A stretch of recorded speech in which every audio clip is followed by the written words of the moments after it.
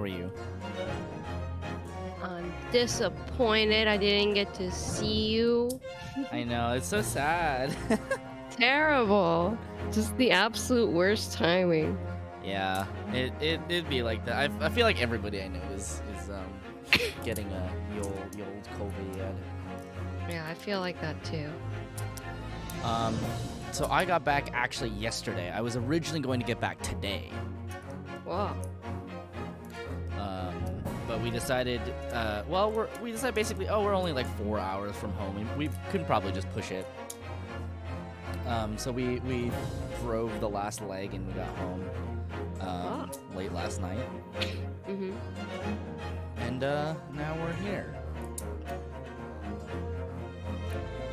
Welcome home.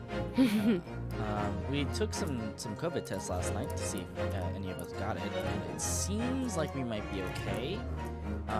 But we're just gonna, be watching to make sure throughout the week, just because it, could take a little bit, and it could be, you get it from anywhere. You never know. You never know, I say this as someone who was in the mountains. I was gonna say, literally, 2 people I know got it in like national parks, basically. Yes, like really I was big at a outdoor national areas. park.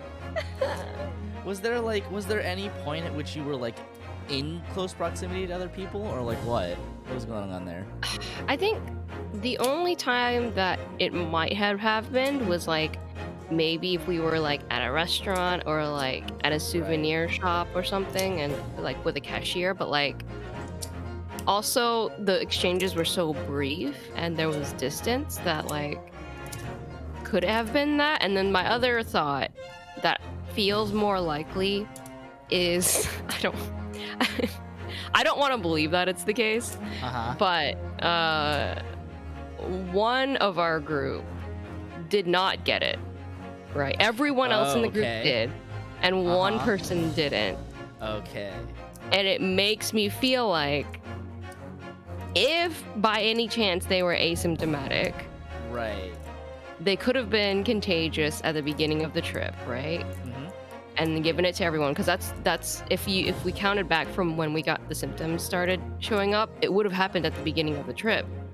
Right.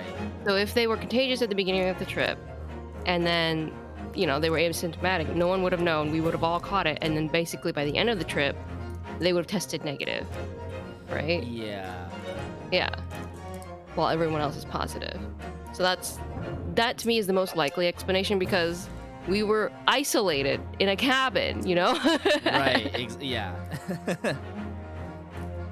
So I don't want to believe that that's the case, but that to me is the most likely explanation. It sounds, at least, spot checking, it sounds the most likely to me too.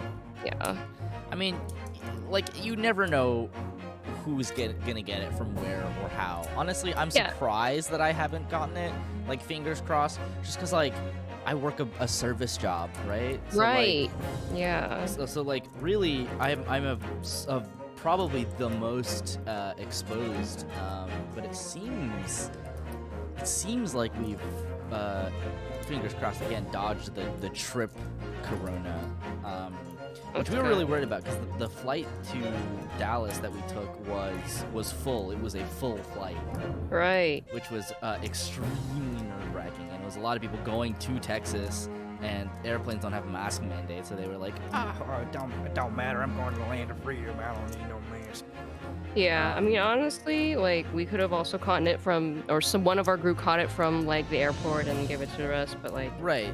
I mean, that's also, like, the airport is so disgusting and such a likely spot of exposure for anybody. I'm surprised that we actually, like, at least from the rapid at-home test that we've taken, I'm surprised that none of us got it, considering, just, like, being in an airport, right? I know. It really frustrates me to no end that they lifted the mask mandates in airports of all places. It's like, if nowhere else, it should be at airports. Exactly. Yeah, I 100% agree. It's so stupid. So stupid. And it's like, Man, I will say driving back from Texas, it was not until Arizona that we hit any building that was like, please wear a mask indoors, and it was a gas station. Can you believe that? Yeah. It was a, you know what? It was a pretty cool gas station. It looked like it was, because of course it was Arizona, right? Uh-huh. It looks like it was run by like a local like Native American tribe, which is cool. That's cool. Yeah, and they had like gifts and stuff in the gas station. It sucks. Shut-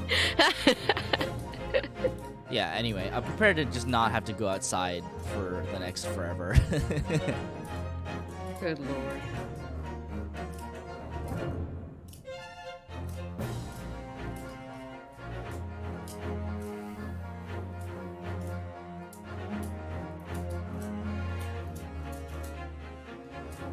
Did you enjoy your time in Texas? It was nice. I had a good time. A lot of it was like the thing is the trip was like a lot of just driving and then chilling because we needed to chill after driving a lot. Yeah. There's so... You could just drive for so long in Texas, but I'm sure you Oh used my to god, yeah, it was crazy. it. Like, god. The thing is, like, it was like kind of honestly like a blessing in disguise that we weren't able to visit you, just cause like it obviously like it basically cut like 4 hours of driving out of our week, which was nice. I think that's a pretty nice silver lining. Yeah, I'm as sad as I am. Yes. Cause Yeah.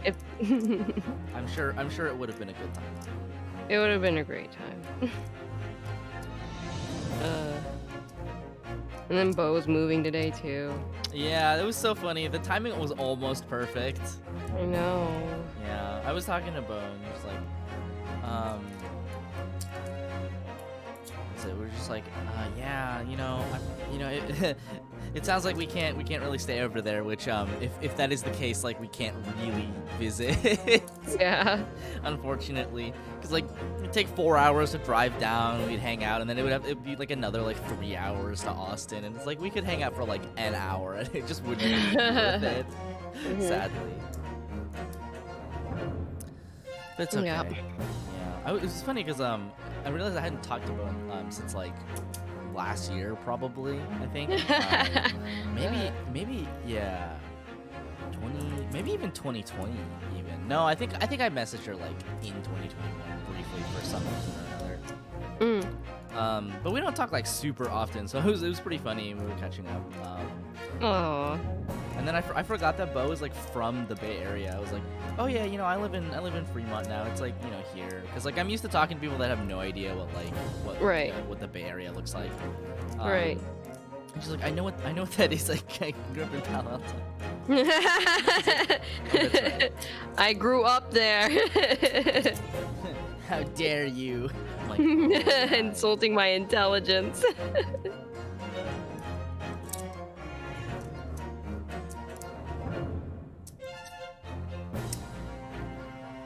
Yeah. But hey, I made it home alive. Good. That's all that matters. Honestly, I really did not do a lot of driving overall. It was mostly Tyler and Ben who were driving. Champions. I know, champions. I think I probably honestly drove for like a total of like 3 or 4 hours over the course of the week, which was like, obviously not a small amount of driving, but compared to like Tyler, who was just like, I'm gonna drive 8 hours a day. Good lord. He's just like, I don't know how you can do this. But yeah, got home safe and sound. It was really late. I was so tired. I like had to shower because I was all sticky and gross, and I was like waiting for my hair to dry, and I was like, I want to go to bed so bad. And I'm pretty sure I went to bed and my hair was still wet. I know that feeling. And then like, do you get this at all, where your body is like so used to moving, or like so used to like having to wake up, that like it kind of forgets how to sleep in? Yes. That was me this morning. I was like, I woke up and I was like, oh, looks at clock. It's like 7 a.m. I'm like, I don't want to be awake. I'm going back to sleep. Let me go back to sleep. I have the luxury now. Yeah, I got there eventually. Good. I will say, it is extremely funny because it was really, really hot in Texas, obviously, right? But it was like also we visited during a really hot week. But also like because everywhere is like air conditioned, it really wasn't even as bad as I thought it would be, except for the one time we went out swimming, which, oh my god, it was hot, but also the water was really cold, so it kind of balanced out. I got home and I was like, man, it is like actually warmer in my house now because it's like an ambient temperature here than it is in Texas because it's like so fucking air conditioned over there. Yeah. You set an alarm for 12:30 so you can sleep until 3 p.m. Wow. Wonder what that's like. I used to be that way, and then I had a job. Then you and then had I suddenly gained responsibilities. Wow, a sleep schedule. Yeah, I would say the other silver lining to you not being able to come over is that our AC wasn't working until Thursday. Oh god. Oh god. Yeah, I don't know about that one, Chief. Yikes. Awful. Big yikes. That would have been like what? When would we have visited? Like Tuesday? Yeah, you would have visited Tuesday. Oh, rancid. I know. How That's am I? evil. Bro. We were so upset because they actually came on Wednesday and they replaced the entire unit because they had a couple of weeks ago come by because the AC had broken again. But I guess they must have done like a quick patch to it. And so whatever they did to patch it up clearly failed because they had to come again and basically be like, oh, wow, well, we can replace the entire thing. That's the worst. I hate that. Yeah, and then so they came over on Wednesday, guy, after we were supposed to meet up, to replace the whole unit. But then we noticed that, or Cole rather noticed that the house was not cooling down. And oh no! he contacted them again, being like, yo, I don't think it's working because it's the same temperature today, this was on Thursday, as it was yesterday when you guys came over. Like, the temperature has not gone down at all. Ugh. And so they had to come out again on Thursday, and Clover was home that day. I had taken her to daycare on Wednesday because I knew they were coming over, but I didn't realize that they would be coming over again Thursday. They came over really soon, which was nice, but the problem is that she was home and she hated them. Oh no, Clover. She was so upset, barking and wanting to lunge at them. Yeah, she hated them. Yeah. It was really funny though because that reminds me that we got to see a lot of animals this week. Yeah. Because we stayed with Matt, so we got to see Bailey. And then we saw Gwen's aunts who have dogs, and it was extremely funny because I don't know what it is about Tyler, but like animals just fucking love Tyler. Oh, so cute! I think have you noticed this where like if people don't like cats, cats always like them. Sure. Like, it's not that Tyler doesn't like cats, it's that he's a dog person. Okay. But cats always like really warm up to him very quickly, and I don't know what it is. Tyler, I think it's time to open your heart. Yeah. He's got a natural animal affinity. It's true. It's exactly how I would put it. If you had come over to our place, you would have had 7 cats and a dog. Oh my god, it's so delightful. I love it.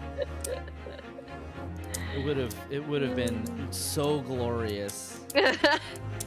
But also, it would have been really hot, so I don't know how much you would have actually wanted to cuddle with them. Yeah, I guess that's also true. It'd be gross and sweaty. Yeah, that would be super pleasant. So Tyler just has a trustworthy face, and that applies to people and animals. They all understand implicitly. Still mad that Bailey already likes Tyler more than me. Yeah, exactly. That's my dog too. My dog likes any other person more than me. It's because you have to be responsible as a parent. Exactly. It's like, no, you don't give me treats when I want them. Go away. Yeah, this person gives me treats all the time. It's basically Philip with my parents. So cute.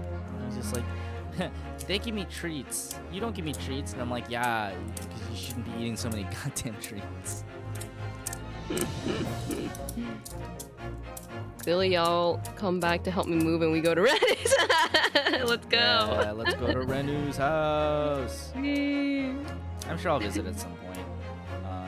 Yeah. But like, to be fair, given the opportunity, given the choice, I would not readily go to Texas, at least at this very moment. So it might be a little bit before I come back.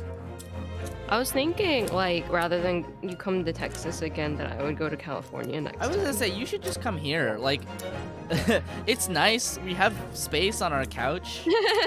It's nice.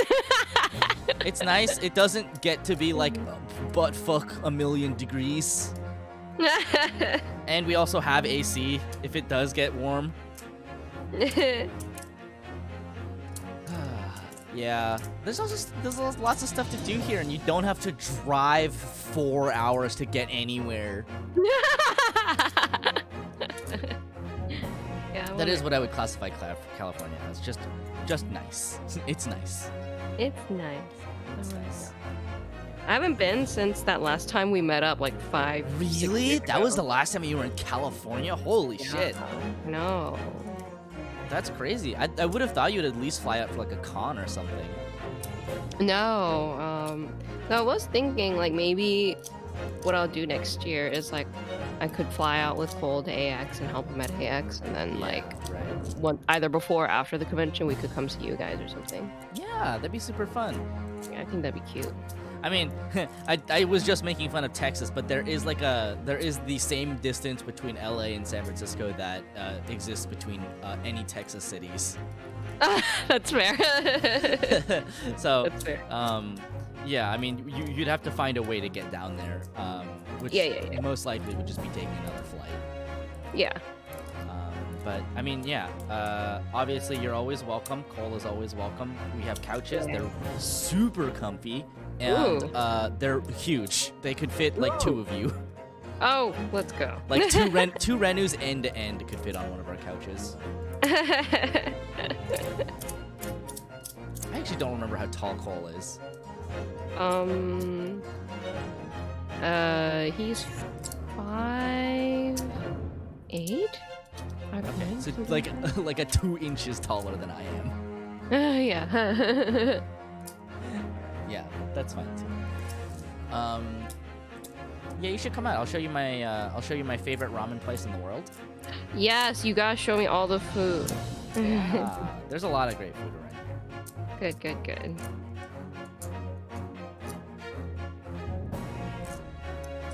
That's you height, Mads. You tall. I'm short. It's true. You're not very tall. I am the opposite of tall. That's mostly what I remember about Renu. Not really. My height? Yes. It's just something you notice about people. Some people are fucking tiny.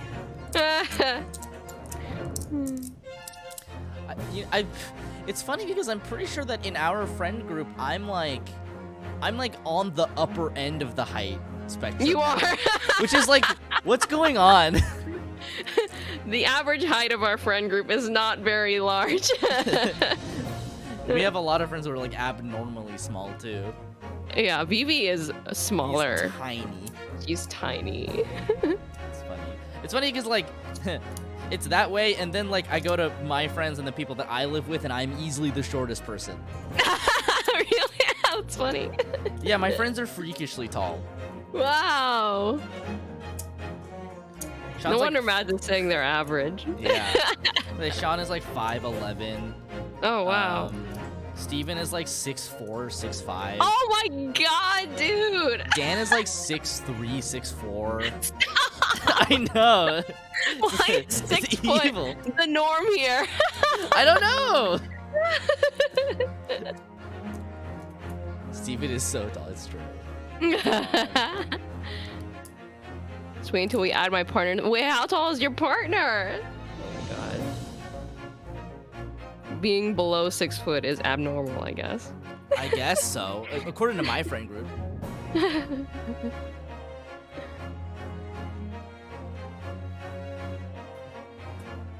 6 feet tall. Jesus Christ. Wow.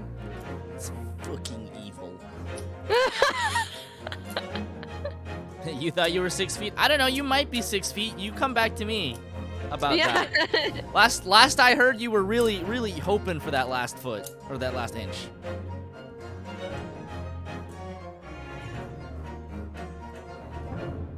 There really is a chasm of difference in the way people treat you when you're 5'11" versus when you're 6 feet, even though it's not a perceptible difference, really. I really don't understand. I don't get it either. Yeah, I was gonna say, I'll kick you in the shins until you're not 6 feet tall. Like, to a short person, this is tall, regardless of the inch of difference. Some people are just would be really so. weird about it.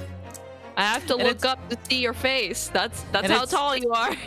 Yeah, God, I always feel awkward when I'm at work and I'm like staring like at people's like chest level, and I'm like, I promise I'm not avoiding eye contact. I just don't want to have to crane my neck up to look at you.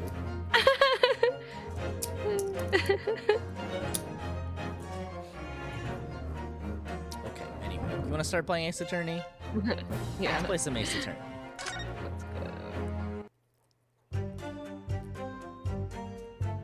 Oh God, why did I leave it here? Oh. Because you had to go early. That's true.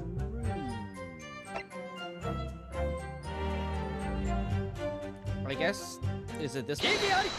Oh, good. Oh wow, good job, man. Those lawyer instincts kicking in. You say I really trusted myself last week to remember this.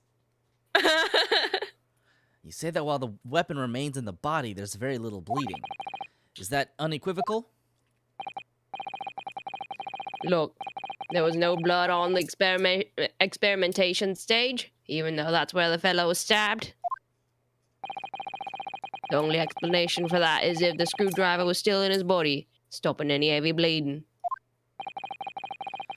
It's common medical knowledge, my learned friend, even on your side of the world. You know what's funny about this? I was literally just thinking about this the other day. Leave a knife inside, because for some reason, and I don't know why this is. There are ads at the bus stops here that are like, have you been stabbed? Follow these instructions. And it's like, and it's basically just like, don't remove the object, like apply pressure to the wound and call an ambulance or whatever. And I'm like, okay, so like, does this happen on your side of the planet? So like, this is good advice. Yes, and it's good that it's readily available. Why is it where like an advertisement for like Skittles would be? Can someone please explain? It would it would make sense if like you lived in like the murder capital of the world. Be like, all right, yeah, I should probably know some emergency aid. Yeah, I guess so. I mean, the thing is that people nowadays are like convinced that there is an unprecedented crime wave in San Francisco, which is just not true. But they feel like it. That's what matters. Right. It's because this is like such a local politics kind of thing. We had a DA elected a while ago who was like really liberal, like really left leaning. Okay. And basically after that happened, I believe around that time was when Tucker Carlson aired his San Francisco crime special. Okay. And so like and this is when I was working at City Hall too. Like, yeah, left leaning, right? Yeah, I imagine Texas has a little bit of trouble with that concept. Well, actually, all the cities are blue. The big ones. I mean, that's true for really Yeah. anywhere. It's Yeah. hard to find a city that's like red leaning. Yeah. Most states that are red are just gerrymandered to fuck. That's all. It's one of those things Yeah. where like land is more valuable than people in the United States, Right, exactly. Like which has always even if been the case. the highest population centers in Texas are blue, it doesn't matter Doesn't because matter. their Right? Also, their Texas votes is fucking huge. exactly. You make enough tiny districts, and like Yep. the red voters are always going to win. Exactly. Exactly. But anyway, basically, after that, like people really began to believe that there was this unprecedented wave of crime happening because the DA wouldn't prosecute, like fucking petty crime or whatever, right? Okay. Like it's just not true. It's like just statistically incorrect, factually Right, yeah. wrong, Right. right? But people still believe it, and I think in the recent the election that just happened, I think he got replaced or something. This unprecedented crime wave is your fault. Right, and it's like, no, because there's no crime wave. Anyway. So yeah, weird tangent, but like, yeah, I think about those knife posters a lot, like those stab wound posters a lot. It's just so weird. I'm like, I've never seen that. I don't understand, like who's paying for these? Somebody who clearly believes there's an unprecedented crime wave. Maybe. I mean, to be fair, the restaurant I work in has gotten broken into twice, but that's not like a violent crime. That's just burglary. No, that's part of the crime wave. Obviously part of the crime wave.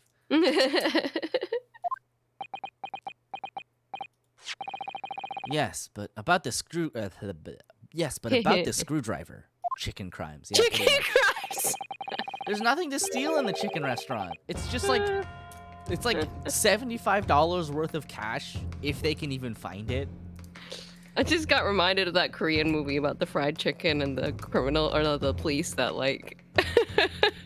Which one was that one? It's the really famous like it's a comedy Korean movie. Oh, I think I know what you're talking about. Yeah. Yeah, they What was like that are movie trying to called? perform a sting, and so then they buy a chicken restaurant across from the bad guy's place, and they end up being actually really successful at making chicken. What is this movie called? Extreme Job. Yeah, it's so. I feel like I've seen snippets of this movie before, but I've never seen the whole thing. Oh, really? I feel like I should watch this. Please do. It's a really fun movie.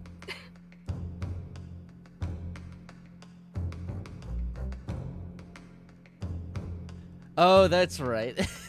A rib marinade they have to improvise for a sticky chicken becomes an instant hit, and the chicken restaurant becomes famous for its food. It's so funny. They didn't even take the chicken though. What a waste. Yeah, I know. I feel like if you're gonna break into a restaurant, it's almost like offensive that you're not even gonna take the food. That's true. Oh, the other thing that mostly happened during the trip was because it was a lot of driving. I brought a lot of stuff to do just in case. Yeah. And I ended up only doing one thing really, which was playing a Switch port of a game called 13 Sentinels: Aegis Rim. Okay, that title sounds really familiar to me. It is it's a what's that company called? I think it's a Vanillaware game. Is the company. So do you know Odin Sphere? Odin Sphere, Dragon's Crown, and Muramasa the Demon Blade. Okay, those are all games I haven't played, but I'm again you, familiar know with the about them, titles. right? Yeah. If you saw the art style for this game, you would instantly recognize it. Okay. They have a really distinctive style for the art. But yeah, so I've been playing 13 Sentinels: Aegis Rim, and it's really, really good. Nice. I'm sorry we keep tangenting. It just it's really good. It is like a game that is like a visual novel that tells this like this mech versus kaiju sort of story about like Okay. teenagers having to pilot mechs, except Yeah, it's yeah. basically the structure of it is extremely disjointed. So like Yeah. you get pretty much everything chronologically. There's 13 main characters and you go through Yeah. each of their stories, but you can't go through them in one shot. Instead, reaching certain points in a character's story will unlock parts of another character's story. And so you just go and you do all of that stuff, and you're just sitting there collecting all this like story and characterization, and it's so good. Like, you know how Baccano is really, really good at the achronological like format, and it like elevates the experience of watching it because it lets you piece things together. That's a lot of what 13 Sentinels does. Also, the like actual gameplay of it, like honestly, 70% of it is like a visual novel. I would, 80% of it is basically like a visual / kinetic novel where like you're just kind of walking around and like listening to dialogue. But then there's 20% of it which is it's like kind of an RTS like strategy game, and it's actually surprisingly fun. Oh, okay. But the thing is that the different disparate parts of the game is like there's like 3 separate parts of the game. One which is the visual novel story, which is the main story beat, and then there's the actual like combat portions, which is its own section, and then there's the files, which is basically where all the information gets collected.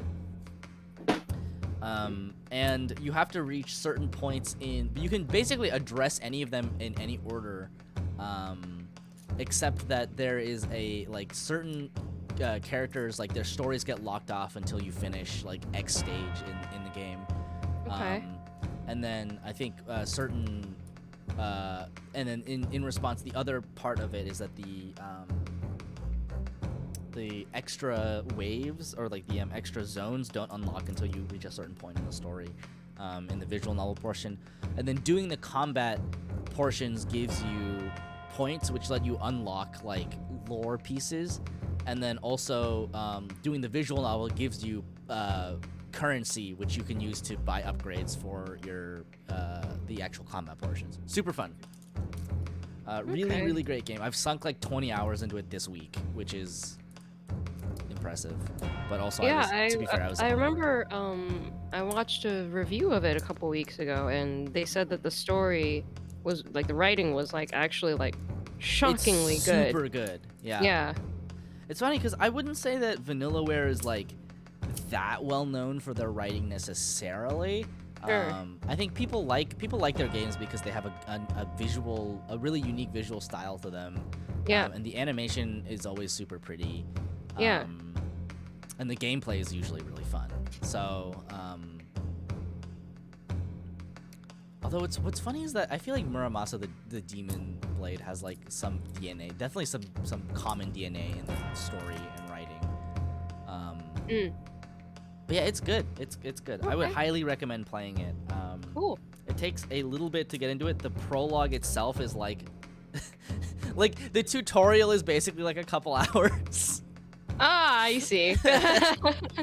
Because, and it's not that anything in it is like super complicated. It's just that it's like there's just it is introducing you to the story, and then you have to do the mech fighting portions. But it's super fun. I highly recommend it if you want a good like Switch game. It's also nice as a Switch game because you can just sort of load it up and play it on your bed. Sure, yeah. Anyway,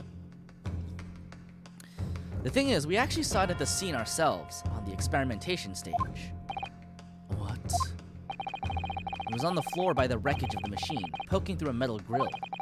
I went to pick it up, but the detective here stopped me. Isn't that right, Inspector Gregson? Well, now you come to mention it, yes. Inspector, are we to understand that you permitted the defense counsel to investigate? No? That you contravened the Special Dispensation for Scientific Equipment Act? No? No! Not at all! I wouldn't do that! I just let him look! Nothing more! I was very clear he wasn't to touch a thing. Yes, that's true. The screwdriver was in plain sight, on the stage. But it shouldn't have been, should it? What are you getting at? If this tool had still been in the victim's body when the victim was beamed away by the machine, then it shouldn't have still been on the stage. Ah, That's right. It should have been beamed across to the Crystal Tower along with Mr. Asman, and been found still lodged in the victim's chest. ah! Order! Order! How do you explain this, Inspector?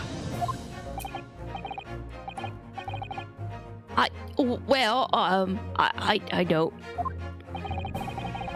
Looks as though everything the victim had on his person moved with him when he was beamed. If the screwdriver was still in his chest when the instantaneous kinesis occurred, obviously that should have been beamed to the destination as well. You. This is a strange situation. Even though people are saying that this instantaneous kinesis is a scientific impossibility, we're still basing arguments on the assumption that it actually did take place. Alright, time to tighten the screws here. My lord, if the prosecution is unable to explain this inconsistency in its argument, we can only conclude that the testimony given in support cannot be relied upon. Lord Van Zeeks is stumped. Huh? Oh!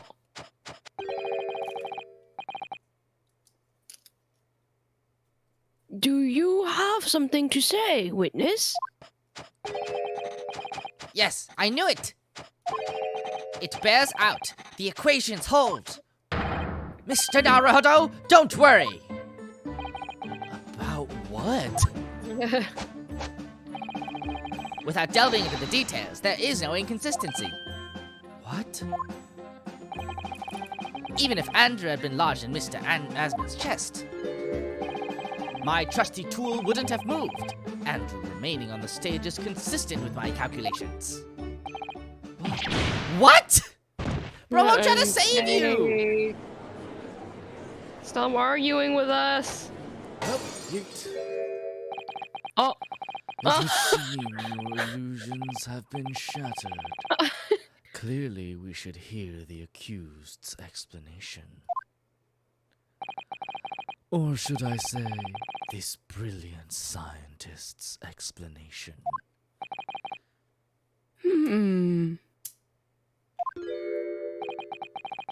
Just when I'd found an inconsistency in the prosecution's argument. Scientists. Very well, the defendant will testify again.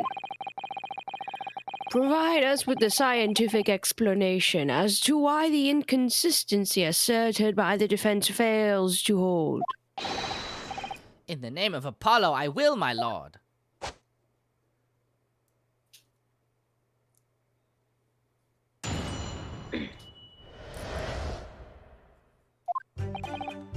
To be clear, I'm still at the stage of gathering data in my research.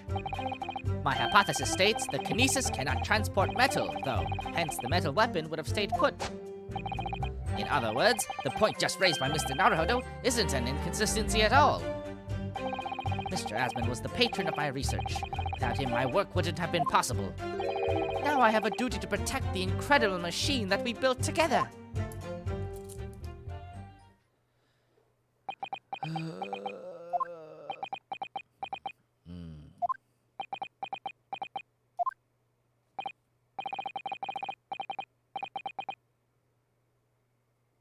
So, the thrust of your testimony, Professor, is?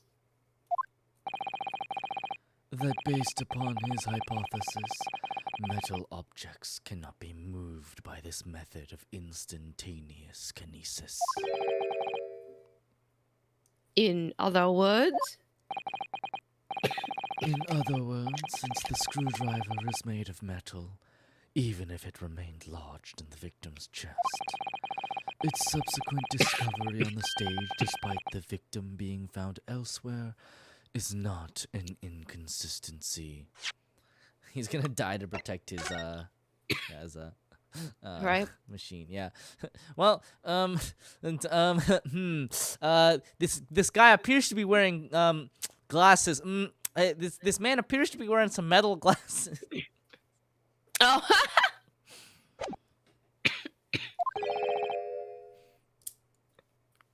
And therefore? And therefore, Professor Albert Hairbrain could still have been the killer. My great hypothesis holds, you see. Don't Wait, what? be happy! We had to make the cage used to contain the subject from wood for that very reason. I was not addressing you, witness. Professor Hairbrain? Yes. Whose side are you on here? I too would like to know that. I don't take sides, Mr. Naruhodo. No. My only interest lies in upholding my hypothesis. I am a scientist, after all. Sir. Is he working for us or against us? It's very hard to tell.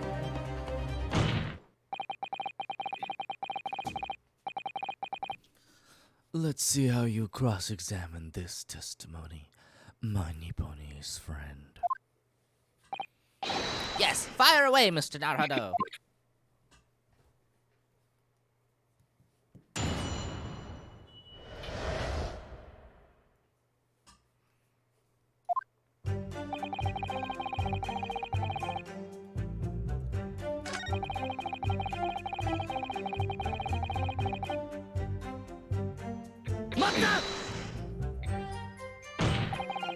Your hypothesis states it, so this isn't proven then.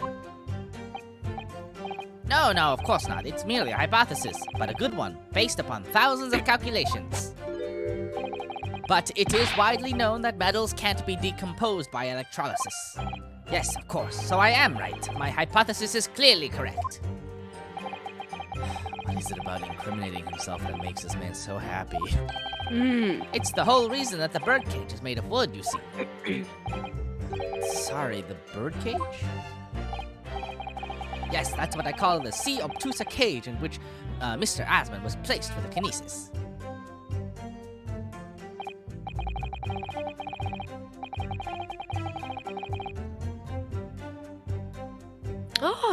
The jail cell in which the victim was detained.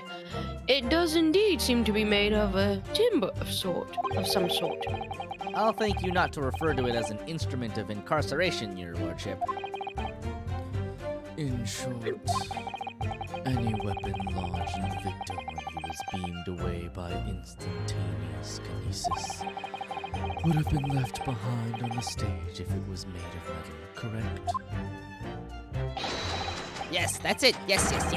It all fits perfectly with a mathematical model. But the ultimate conclusion, then, is that the defendant alone had the opportunity to inflict this fatal injury on the victim, is it not? Ah, Indeed, sir! Someone beam me out of this nightmare! I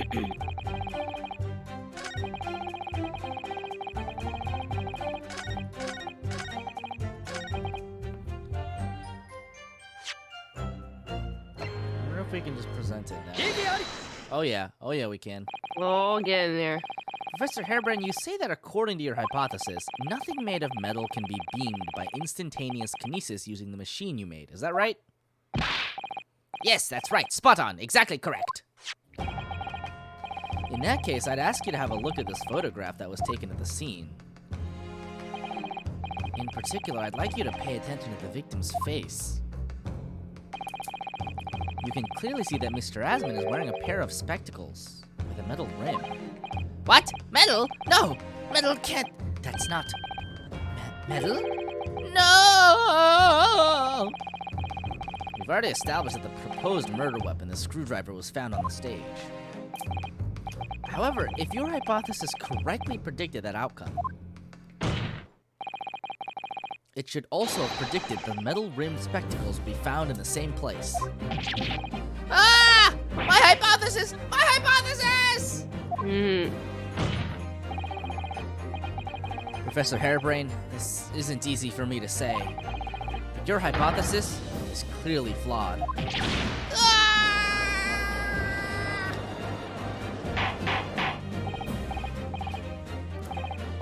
Order! Order! Order! Council, what is the implication of this? If, on the day in question, the alleged instantaneous kinesis never actually took place, he dismisses you as his lawyer, yeah. We're fired. I'd like another lawyer, please!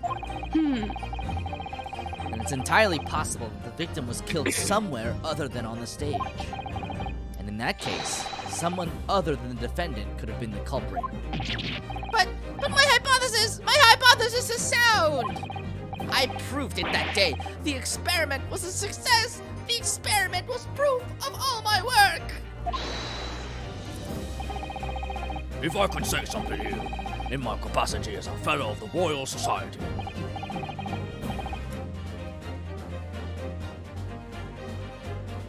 Yes, juror number 4. Go ahead. As a man of science, there's simply one thing I cannot abide. And that's a fraud who pretends to be a fellow man of science. What? Wait! Great Scott! Are you suggesting my science is suspect? It's just been disproved, hasn't it? In front of all of us. In other words, the whole demonstration was a complete nonsense from start to finish. Believe me, my fellow jurors, when I tell you that this man is a heel, a bounder, and a fraud. Oh God. Dio. The Dio voice. The I say the wreckage of that machine should be stripped down and thoroughly examined. No, never! That machine is the essence of my entire hypothesis! It's protected by the Special Dispensation for Scientific Equipment Act. What the devil is that blasted act all about, eh? Who made up such a daft rule? I don't like the way this seems to be going. What's the best way for me to help the professor? What? Raise an objection? Wait and see. I mean, I guess we'll just Professor Hairbrain is yet to perfect his invention. That would seem to be the case, yes. But even so... Even so what? Going to such trouble and expense to create a fake machine to display in public? He would have absolutely no reason to do such a thing. He had an obvious reason to do exactly that. For the research grant money. If the government was foolish enough to have deemed this man's ridiculous notion plausible, he and his conspirators would have received a handsome sum indeed. Conspirators? What would be the value of such a grant? 10 pounds? You're an order of magnitude out, man. 500 pounds a year! Oh, you could live handsome on that much for years. The Society's noticed an increase in bogus public demonstrations in the field of science recently. And plenty of scientists argue with each other to get the largest slice of the funding cake. People's greed is plenty motive enough for murder, I assure you.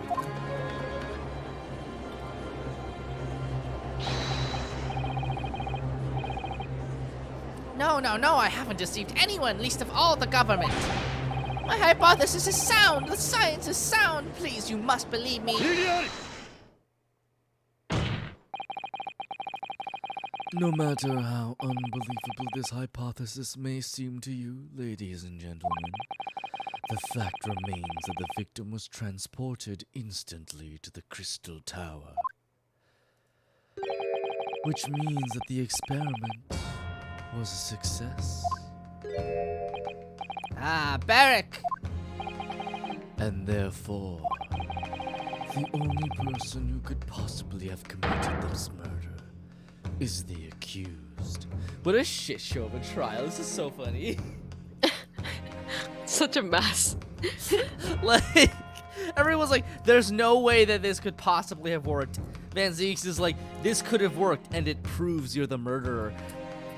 Your And client Brian- is like, this had to have worked. I am Yes. incriminating myself actively so that I can prove that my experiment worked. He's rooting like- for the guy who is accusing him of murder. Literally, the jury is like on your side for once, and your client is like, no.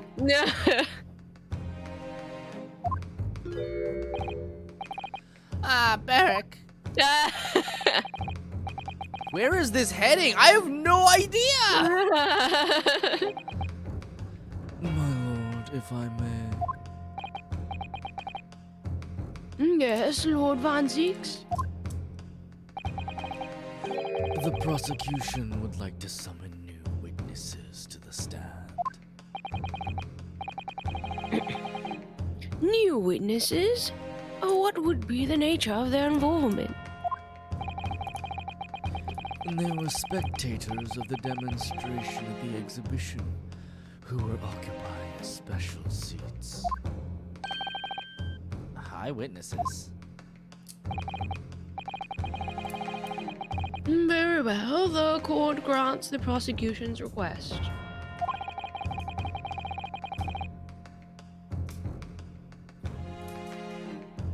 I should very much like to hear from the eyewitnesses to the incident.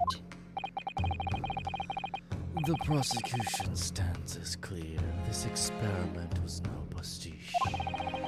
The accused killed the financier victim there on the public stage before the very eyes of the spectators. Now, my learned friend, Oh, yes? it's time for you to make your own stance clear. There's clearly a flaw in the professor's hypothesis. I can definitely see that. But where does that leave me?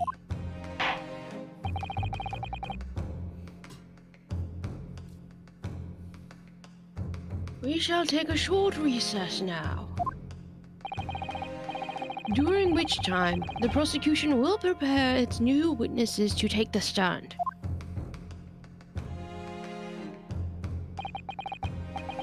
As you wish, my lord.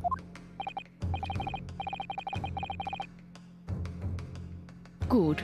In that case, court is adjourned for 20 minutes.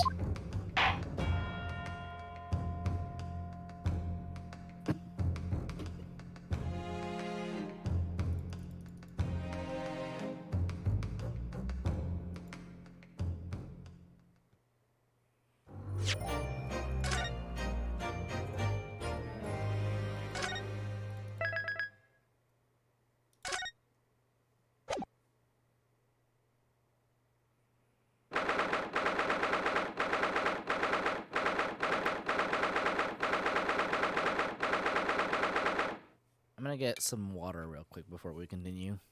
Okay.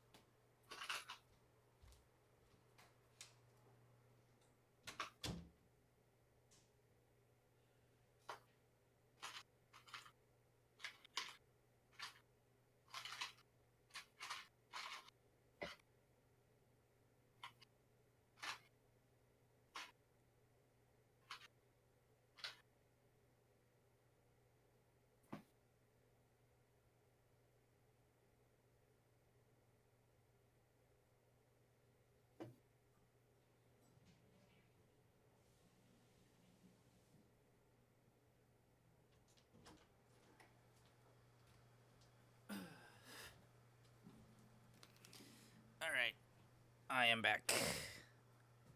I'm back. I had to give Philip some pets.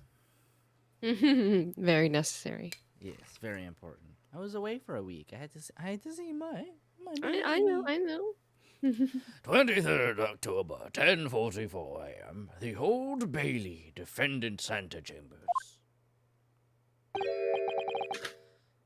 Mr. Naruhodo. What on earth were you playing at just now? Or What do rather, you mean? what on earth were you playing at all along? My hypothesis? you My playing at? amazing hypothesis! You've been picking holes in it from the start. You wanna go? Sorry about that. But you promised me. You said you'd prove that tragic explosion was an accident, not murder. You said you'd keep my precious invention from falling in anyone else's hands. But all you've done so far is try to undermine me. Yes, I did make you a promise. You're right. I said that I'd believe in you and fight for your freedom to the very end. But I also told you that I was no scientist. I don't understand your hypothesis.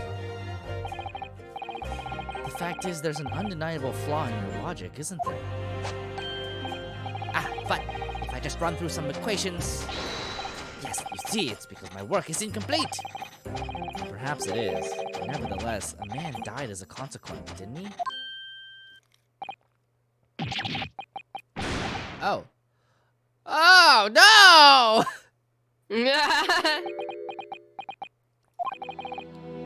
You're right. You're so right. It's all my fault. And I have no right to blame you for my failures. I'm a disaster. Not just as a scientist, but as a human being. Well, that might be a little over the top. And while we're on the subject, what about Barrick? He's being awful. Claiming his old university friend to be a murderer, you mean? He's a disaster, not just as a prosecutor, but as a human being. Oh, but no, wait. He's the Reaper, isn't he? Perhaps he's not classified as Homo sapiens anymore. Glad that's cleared up. Can I double check something with you? Yes. What? The machine and demonstration you prepared, they were based entirely on your hypothesis, I presume. There was no trickery involved? I drew the plans for the machine with my very own hands. Every line was painstakingly drawn with the firm belief that science is the only future. So yes, it's true that my hypothesis hasn't reached maturity yet, but please, Mr. Naruhodo, you must believe in it. All right, Professor. I understand. Counsel, defendant. The prosecution's witnesses are ready to take the stand. Court is about to be in session again. Make your way into the courtroom, please.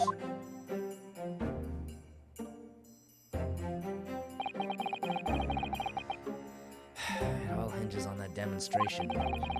If the professor's hypothesis is sound as he claims, it leaves him as the only person who could possibly have killed the victim.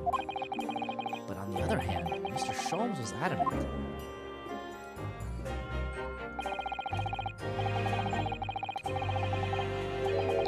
A practical implementation, such as was attempted by the professor at the Great Exhibition, is quite impossible. Man, that's, you know you're up shit creek when Mr. Herlock Sholmes is telling you that it's impossible.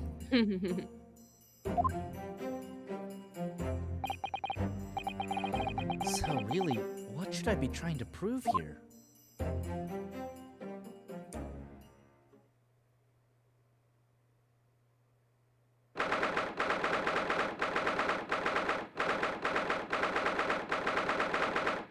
"23rd October, 11 a.m., the Old Bailey courtroom."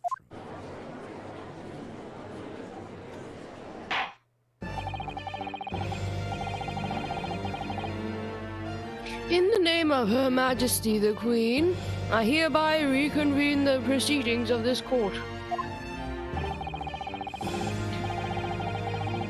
Counsels for the defense and prosecution, are you ready for the new witnesses to testify? The prosecution is ready, my lord. As is the defense, my lord. So, Lord Van Zieks, I believe these next witnesses saw the demonstration on the day in question with their own eyes. Indeed they did. And as luck would have it, one of them is a police detective. So the testimony we are about to hear can be considered highly reliable. Perfect. Detective of all people. The prosecution's stance remains unchanged.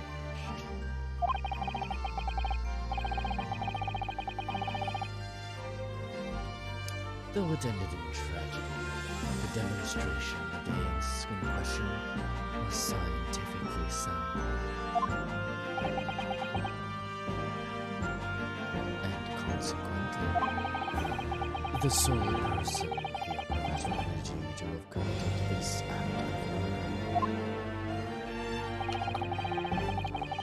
is the only other individual to have been present on the stage at the time with the accused.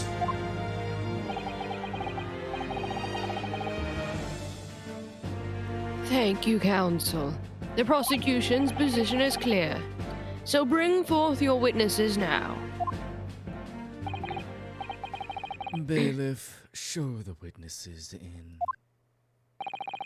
The witnesses whose proximity to the incident on the day in question will clarify the truth unequivocally.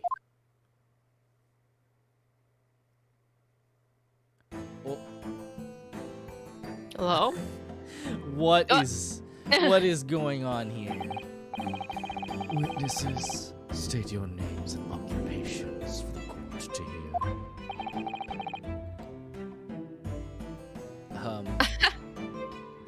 My name is Balthazar Lu. I am the impresario of the hot air balloons in vicinity of the experimental stage. I think he's Italian. My name is Wilhelm Gottsreich Sigismund Ormstein. I come to see the great exhibition all the way from my home in Bohemia.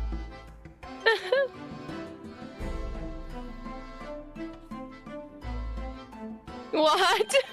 I'm very rich.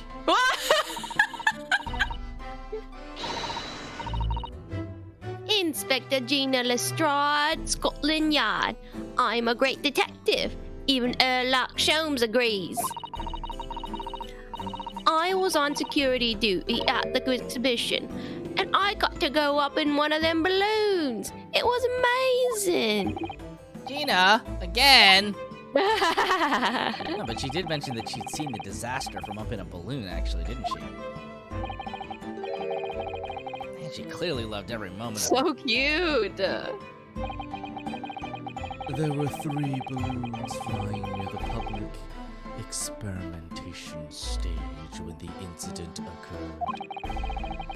2 of these witnesses were in one such balloon at the time and saw events unfold from the skies above.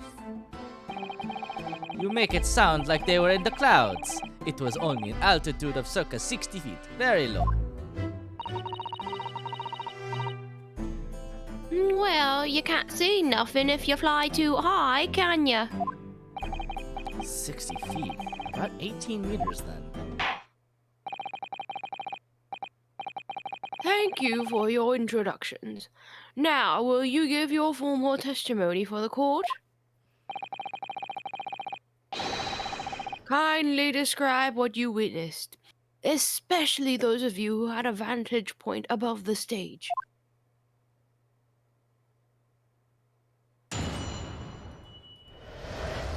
Oh, God.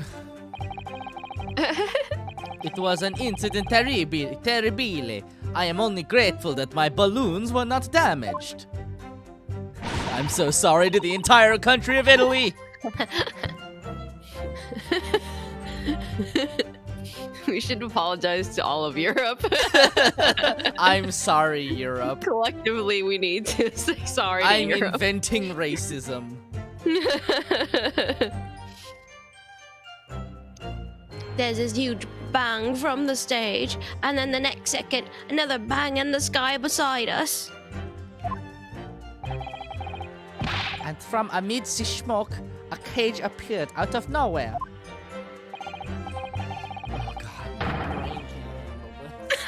It's trying to switch so rapidly. The cage, it fell from the sky like a stone, and it crashed into the crystal tower. I didn't get a good look inside the cage, but no one went near it after it crashed into the tower.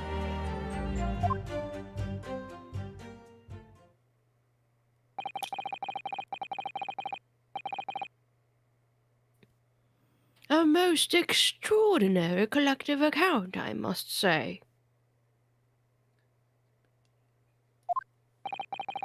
Can I just clarify something?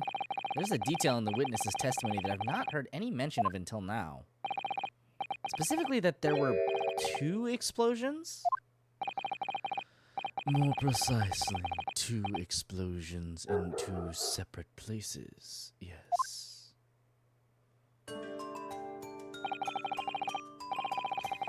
When the demonstration began, the balloon carrying the 2 witnesses was around here. There were other balloons in the air nearby at the time, carrying other passengers as well, to be clear. Then, as power was supplied to the machine for the demonstration, the first explosion occurred. The so-called birdcage that contained the victim disappeared from the stage, and a moment later, the second explosion occurred, directly adjacent to the balloon carrying the witnesses. The birdcage appeared at the site of the explosion, subsequently to plummet down into the crystal tower. I was very surprised. Suddenly, a cage appeared before my eyes with a person inside. The blast was so hot, but it didn't want me to sing, so I kept my eyes wide.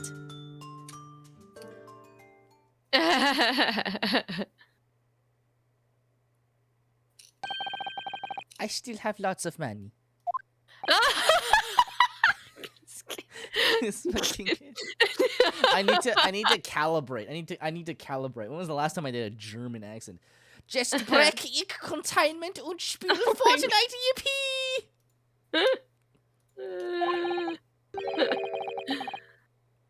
Precisely who is this curious infant? I ask this all the time.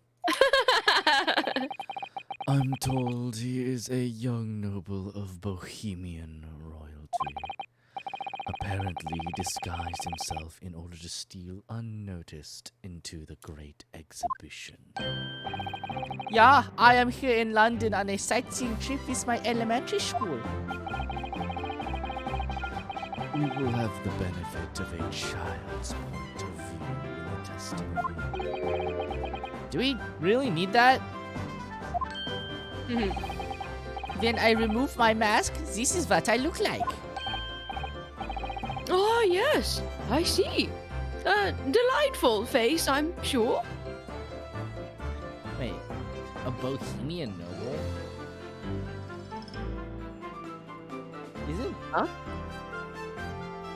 Isn't Bohemia like?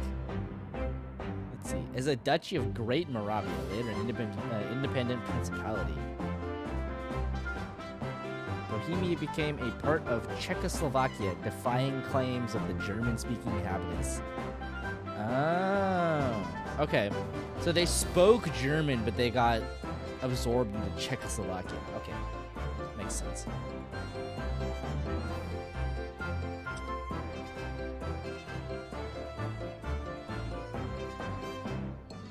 Did you read this? I don't remember. Yes. Okay. Yeah, everybody says so. Great disguise, then. The point is, the testimony of these witnesses further substantiates the facts of the court. Namely, that despite ending in an explosion, instantaneous kinesis was successfully demonstrated. illustrated. And furthermore, that until the arrival of the police, no one approached the Crystal Tower where the victim fell. Therefore, only the accused, who was with Mr. Asman on the stage, could possibly have committed the murder. Yes, thank you, counsel. The prosecution's views on the matter are quite clear. So, the defense's cross-examination now, please. Yes, my lord.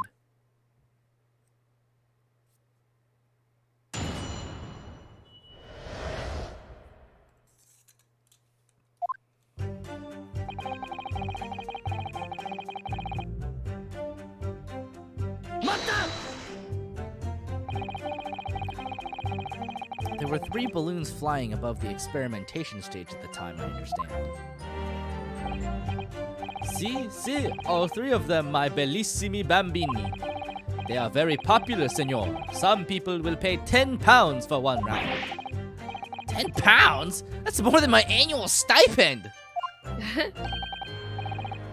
20 pounds a month. That is my pocket money. Royals have all the luck. I got up there for free, I did. Played the old I work for Her Majesty's police card, you know? Detectives have all the luck. If they're so popular, why would you only be operating such a small number of balloons, though? Because if I have too many in the sky, they could crash into each other. The operators for the balloons were decided by lots, with each operator manning a particular area. See, and the zone above public experimentation stage is the most profitable. The other impresarios, they hate me. Oh, thank you, witness. I think the court has a clear picture of the arrangements for balloon rides at the exhibition.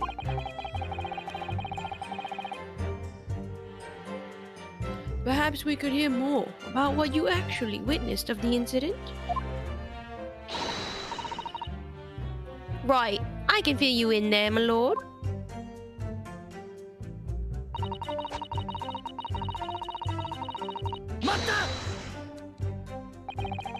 So you actually saw the accident happen from up in the air?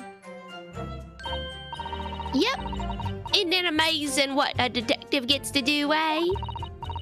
I'm telling ya, Odo, being a lawyer's a mug's game. You should join the force, and we can go flying together. I mean... she's right, though. Being a lawyer is a mug's game. You know me so well. Yes, well, anyway, could you tell us exactly what you saw, do you think? Everything. We saw everything, 'cause we were up above it all. That dodgy cove climbing into that cage, and that dodgy professor pulling all them levers. And that's when it happened. That's when there was that massive bang, and the cage disappeared. Just like that. You are describing the moment the subject's body was decomposed by the electricity, I believe. I didn't know what to make of it, but then there was another bang right in my ear. I looked round, and there was a huge, great fireball right next to us in the sky, and there was nothing there before.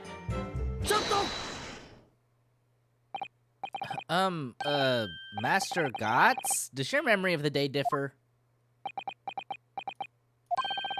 My teacher at elementary school said that when you meet someone for the first time, you should always use their full name. Yes. Oh, God, what was it again? Wilhelm Grossreich Sigismund Ormstein. Okay, just the 4 names then? Okay, the point is, do you have something to say? Something to add in response to Detective Gina Lestrade's last remark, perhaps? Oi, get it right, Odo. It's Inspector Lestrade. Why does everyone have a problem with how I address them at this moment? That is not what I saw. Oh? Yeah, there was a second explosion and it was right beside our balloon. That is true. But I'm sure. Which is what I said, isn't it? 1 minute there was nothing there. The next, a massive explosion. My teacher at elementary school said that when someone else is speaking, if you are rude enough to interrupt, you will have the most awful life imaginable. Are all Bohemians brought up to be so full of joy?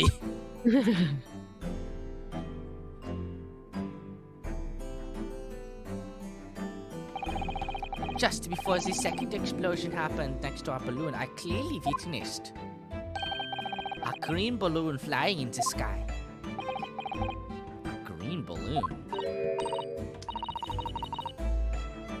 Eh? You what? I never saw nothing like that.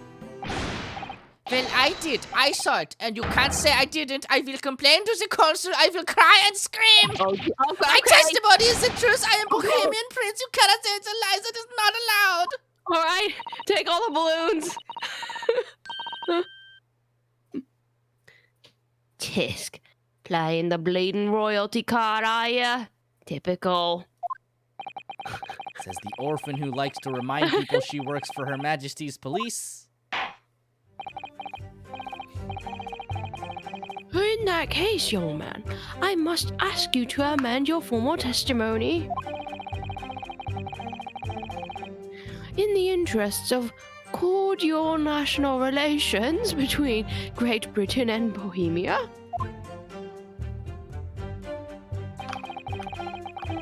It was not the sky that exploded. It was a green balloon that was next to ours at the time.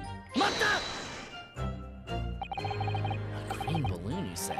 Are you sure about that? Of course I am sure. I am a proud Bohemian prince. All these questions are making me boring. I think you mean bored. Ah, English is very annoying. The language of my countrymen is far superior. Ragazzo, it is very wrong to lie. Lie? Flying balloons never explode. For the same reason the planets never explode. It is logical. Please tell me that doesn't mean logical. If you insult me, you insult all of Bohemia. Madai. I will have the army come and shoot all of your stupid balloons out of the sky. All of them. This child is a terror.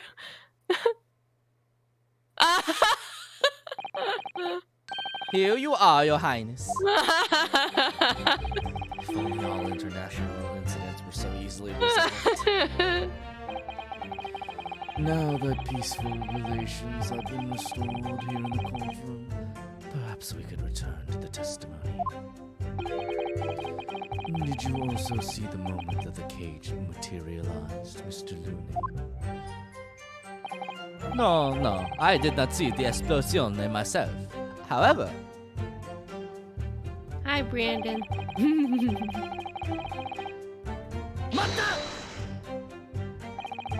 did you see that actually happen? No. In reality, I did not. I saw it after it hit the tower. There was a grand confusion around the stage. I ran to see what had happened. I was terrorized by the idea that one of my balloons had crashed. I suppose they are his livelihood. But when I looked up to the sky, all of my precious balloons were still there.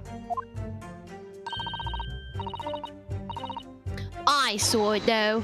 I saw it slam into the tower. After all, I am a detective now.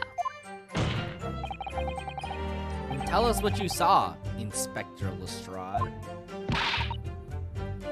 That's what I like to hear. So cute. She's so cute.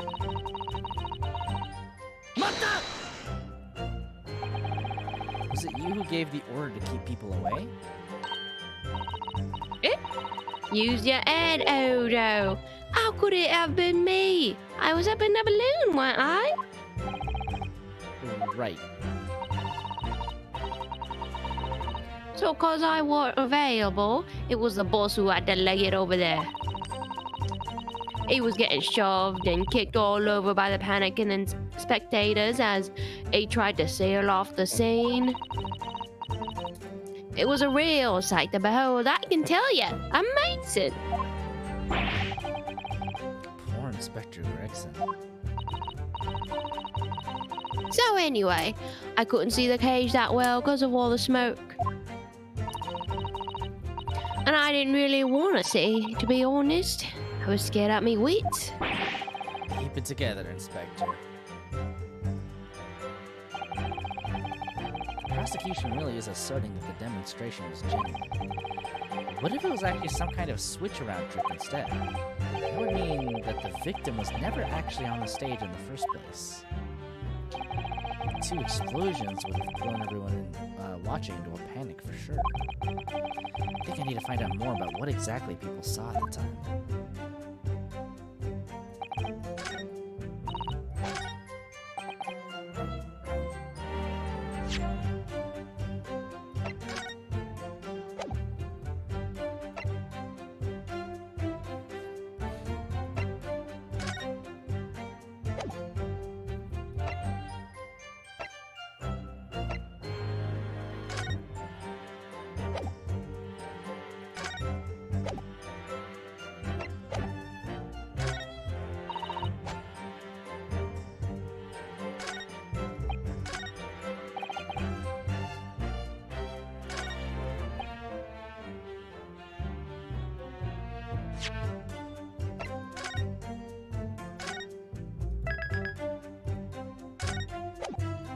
I think maybe we can present this, because this looks like part of the balloon that is said to have exploded.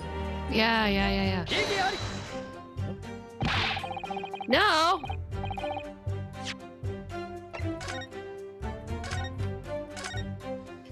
Nope. I guess it comes up later. Huh.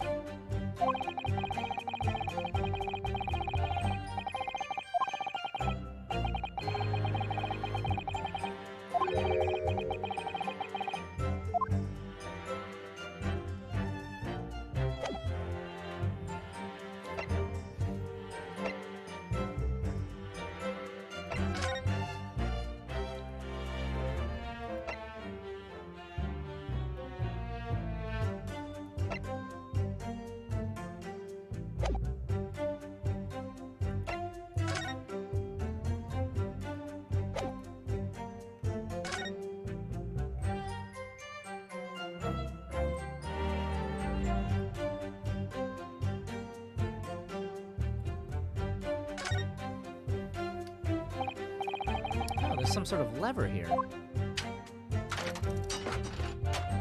Bam! What the? What is this? It looks like a cross between a bow and a gun. Like some kind of cross gun. Yeah.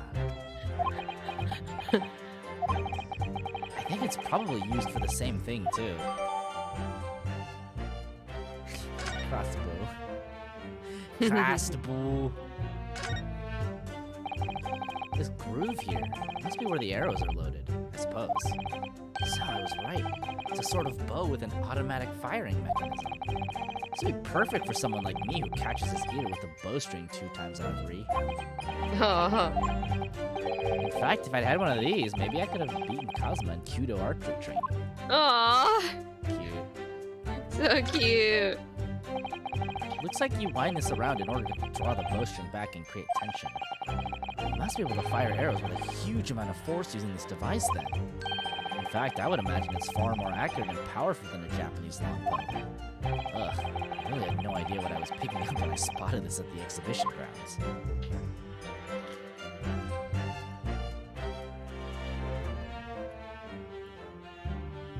It's a pretty serious crossbow. Mm-hmm.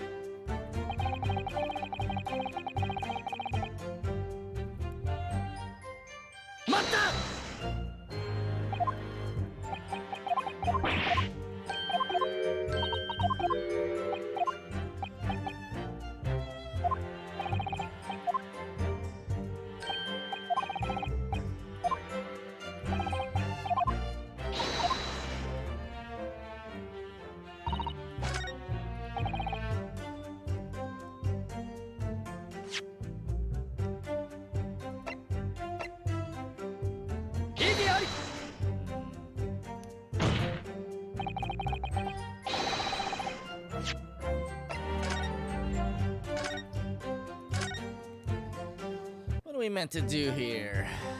Not sure. Thought for sure it was the green balloon thing. Me too.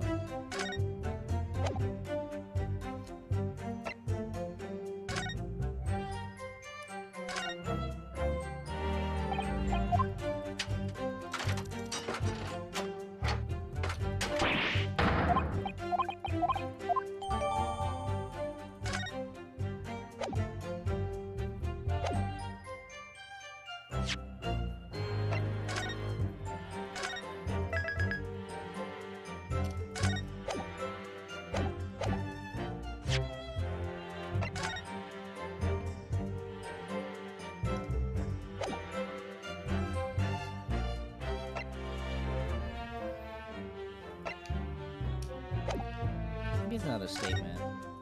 Mm.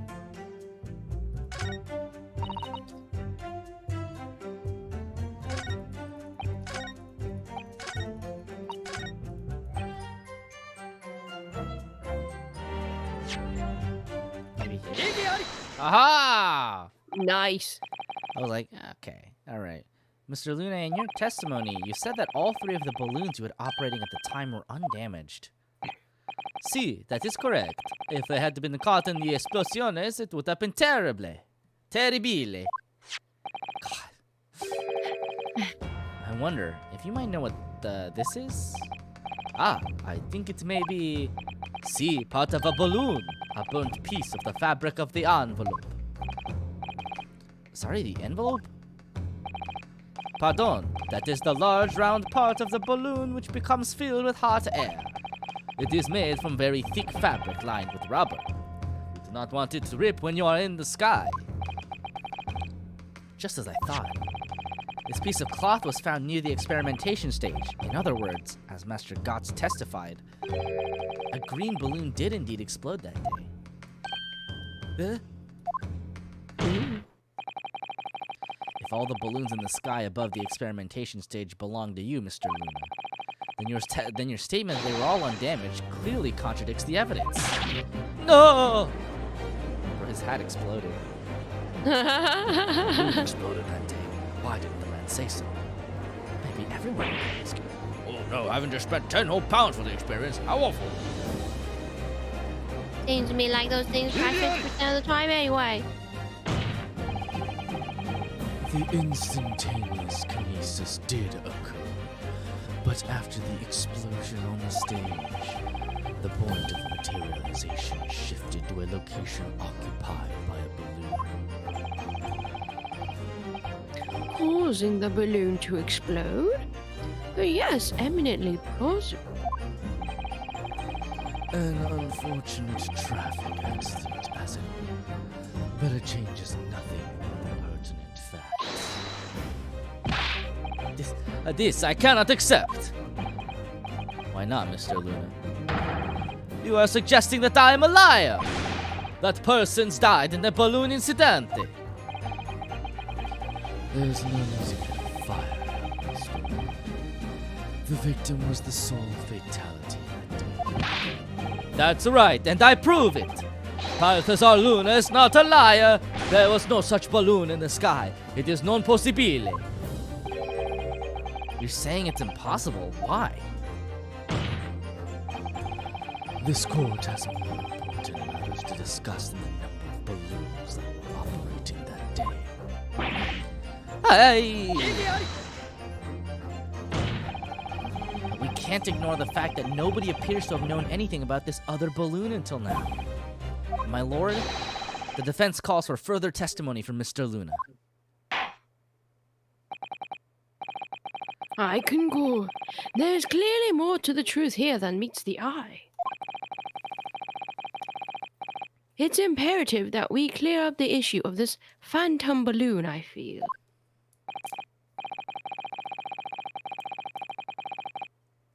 Witness, you will give supplementary testimony about the balloons you are operating at the exhibition. Ah, grazie, my lord.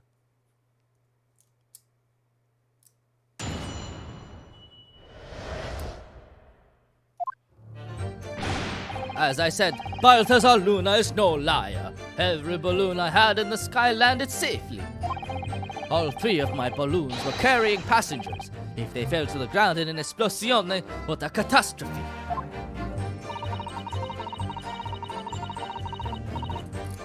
But you can't get away from the fact that a burnt up bit of cloth was found at the scene, can ya?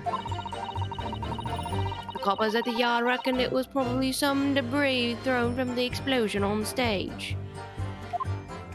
The stupido ragazzo is mistaken. My balloons have the red and blue zigzag stripes in them.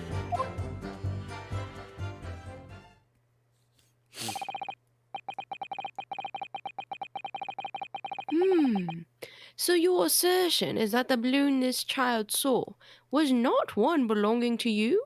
I mean, that just seems logical. Yeah, right. Si, exactamente. If we even saw a balloon in the first place. I do not like the sound of it. It is very bad for business. I have a good mind to sue the land of Bohemia. If you attack us, we will fight back. It will be war, all-out war.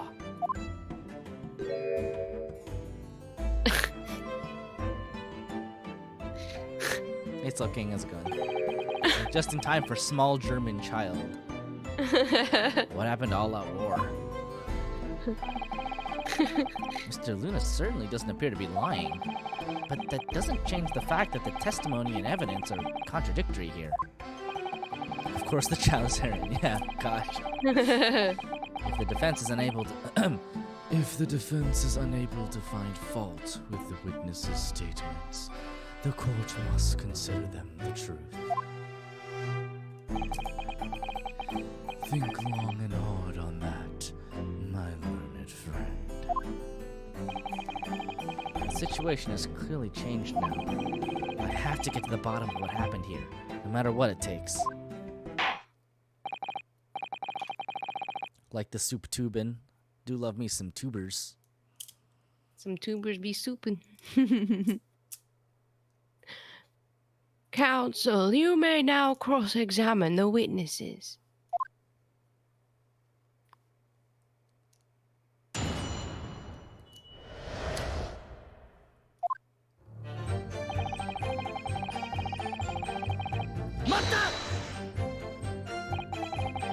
You couldn't just have forgotten one, maybe. Senor, I might not notice if I was given 100 lentils and one is missing. But we are talking about 3 enormous balloons! Do you believe I could make a mistake about something so grand and expensive? I took the liberty of having Inspector Gregson check this gentleman's warehouse.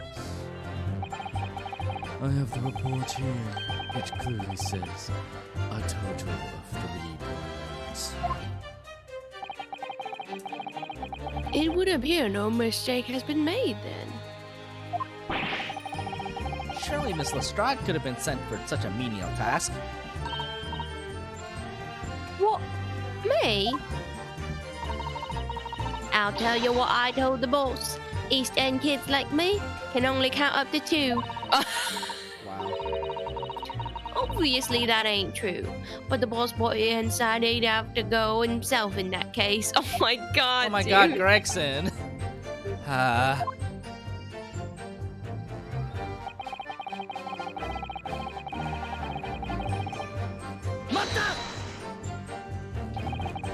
It would be quite a catastrophe if they fell to the ground for any reason, I think. On that note, Mr. Lune, tell me, what is it that keeps these balloons in the sky? Are you an idiota? Sorry? That is like asking why does a candle burn bright? It burns bright because it burns bright. And a balloon flies because it flies. What else? What are you saying? That must be Italian for I don't know. There are two types of flying balloons: hot air balloons and gas balloons. Hot air balloons work on the principle of hot air being less dense than cold air, whereas gas balloons derive their lift by using a gas that is lighter than air. See, and my balloons are filled with the magic gas, I believe. Bro, you should. But this is your business. You should know. Hydrogen, lighter than air but highly explosive. Good lord. I do not permit smoking of the cigarettes in my balloons. The magic gas does not like the fire. Stop calling it magic. Even a small spark of static electricity could cause the entire balloon to explode. What is the matter with you, senor? All that comes out of your mouth is explosion, explosion. I tell you, my balloons are perfectly safe. They have to be, or I cannot eat. None of my balloons exploded that day. I am completely sure. But if you still say that is what happened, you must show me the proof. Alright, so Mr. Luna had 3 balloons in the air that day. None of them were damaged. Then what was the one that exploded?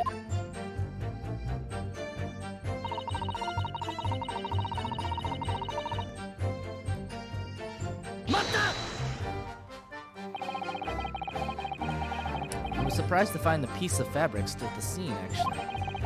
Didn't you search the area surrounding the stage for clues? Nah, I'm not into picking stuff off the ground, me. Always works out way better diving into people's pockets instead. So I had to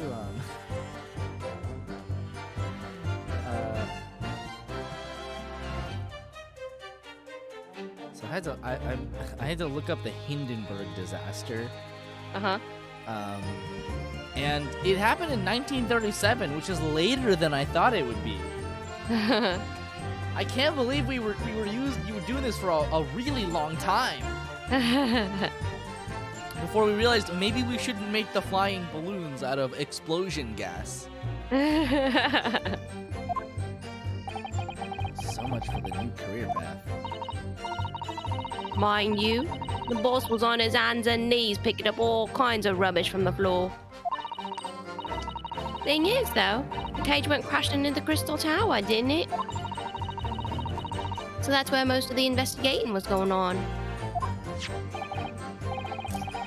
Even so, I would have thought someone from Scotland Yard would have gathered it up as evidence. Cool, listen to you. You stumble across a bit of balloon and suddenly you're the best investigator in the world. Pardon? Well, you ain't got a badge, have ya? Like this one. I could arrest you with this if I wanted to. I wouldn't put it past her. Come to think of it, there was talk of some scorching on the ground at a meeting we had about the investigation.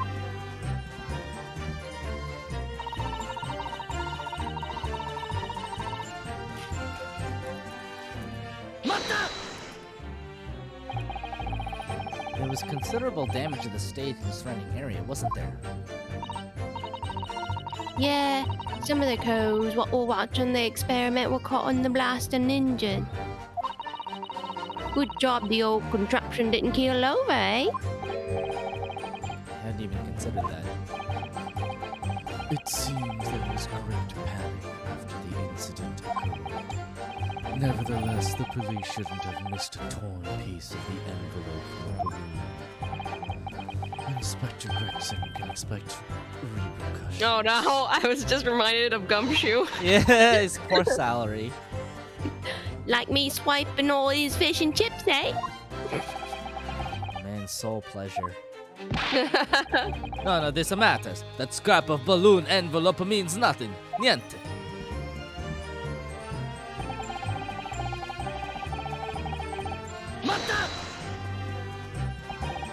You mean the color is wrong? Si, senor. I do not have any green balloons in my warehouse. And yet a piece of green cloth was found at the scene, and it's unmistakably from a balloon. Well, I do not know how that can be. For the sake of argument, let's say that a green balloon did explode above the stage. You couldn't therefore conclude that it happened on the day in question. Why not? There have been recreational balloon flights over Hyde Park, operating from before the Great Exhibition. One could have exploded on some earlier date. Unfortunate, as I'm sure you'd agree. Yeah, that sounds really unfortunate.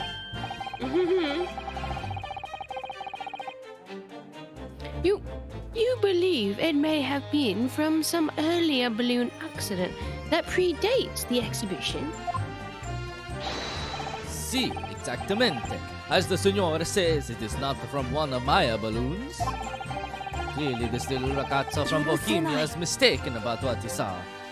Oh, he's about to wage war. Is something wrong, Master Gotts? Ich smashed Wilhelm Gottschalk Sigismund Ormstein! It was on the tip of my tongue. Yeah, something is very wrong. I know what I saw.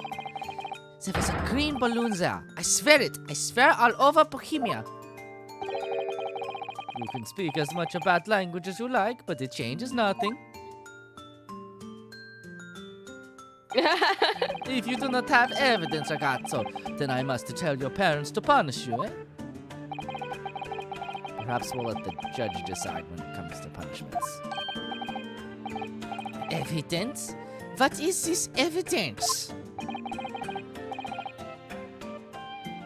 To give a simple example, young man.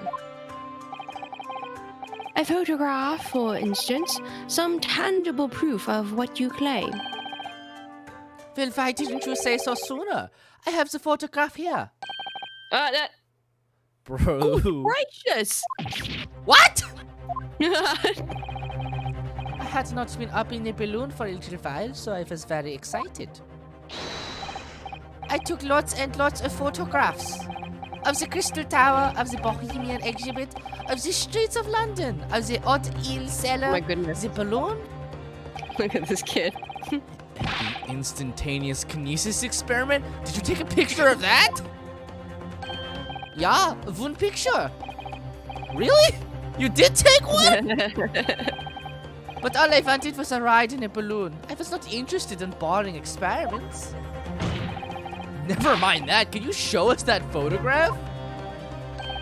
Of course. And then you will see. You will see that I am not lying. That I really did see a green balloon. What? Bro, these photos aren't in color. Well, I see you're all too shocked to speak. Yes, I think shocked is indeed the word, young man.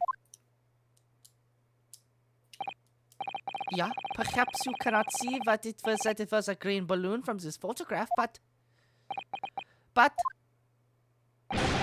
that is not my fault. This is the fault of the stupid person who made the camera.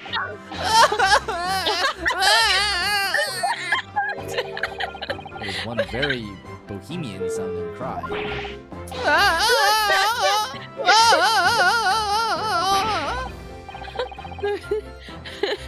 Very well. The court will accept this photograph as evidence. I love the way they typed it.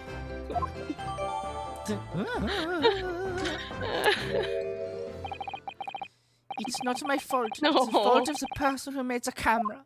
Oh my goodness. Well, never mind. I'm sure you have plenty of wonderful sepia memories to take home with you. In any case, when exactly did you take that photograph? Well, it was on the day of the big explosion. You don't say. When I pressed the shutter release, there was this very loud bang, and a hot wind rushed over my face. That means this photograph was taken a split second before the explosion occurred. Well, if you ask me, this black and white photograph changes nothing. I could not give the flying fig. Lovely language you've picked up. As I thought, Mr. Luna's testimony just doesn't quite add up. A young bohemian boy claims to have seen another fourth balloon, but Mr. Luna vehemently denies the possibility. And it's hard to imagine the man in charge could be mistaken about the number of the balloon. Still, this inconsistency must tell us something, I'm sure.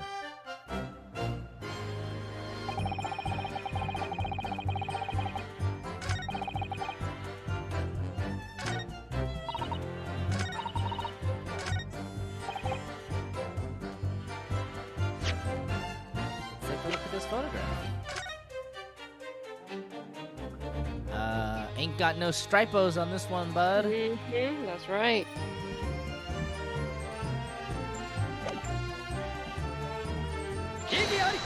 What? What do you mean?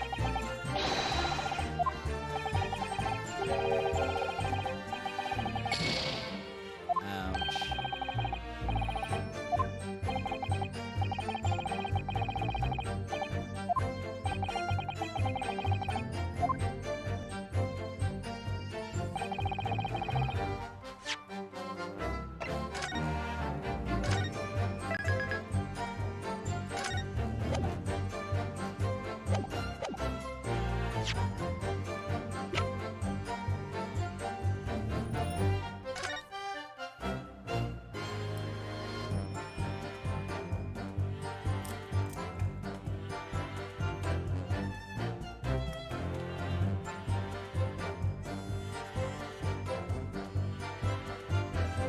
Look at this fucking guy. Look at this fucking guy.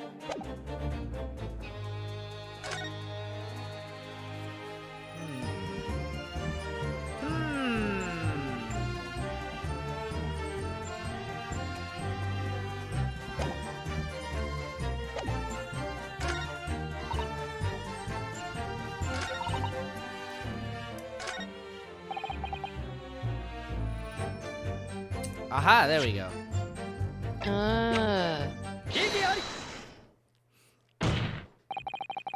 Unfortunately, the photograph Mr. Gotts took can't tell us the color of the balloon.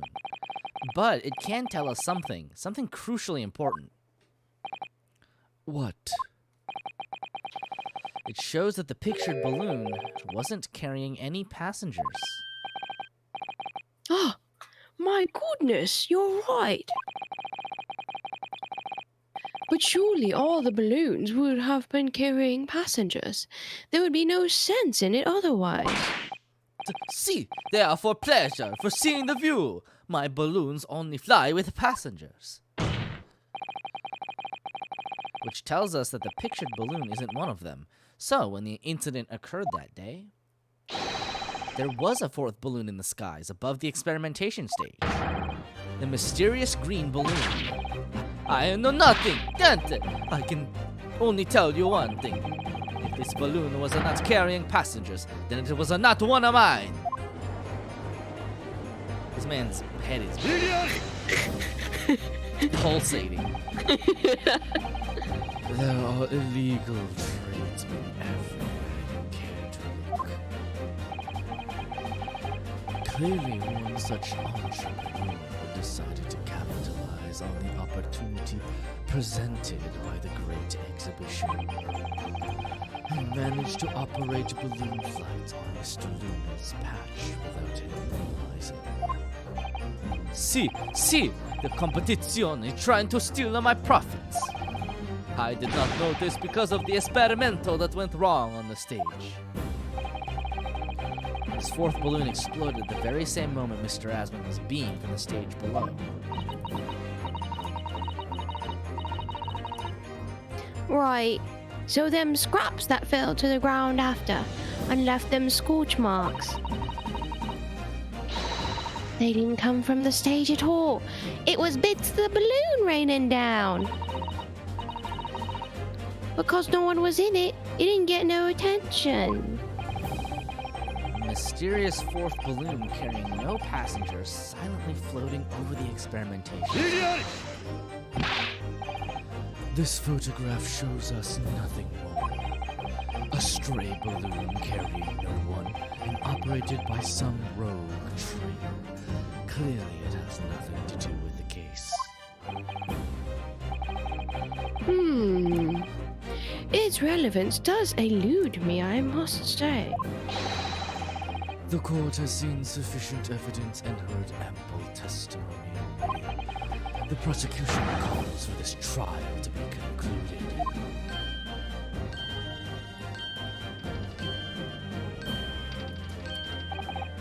Really? Have we really got to the truth yet? No, I can't let this opportunity slip away. The jurors' minds are made up. Not in our favor. Are you sure? I'm not sure that they're not in our favor. What else can this photograph tell us? Is there nothing more we can learn from it?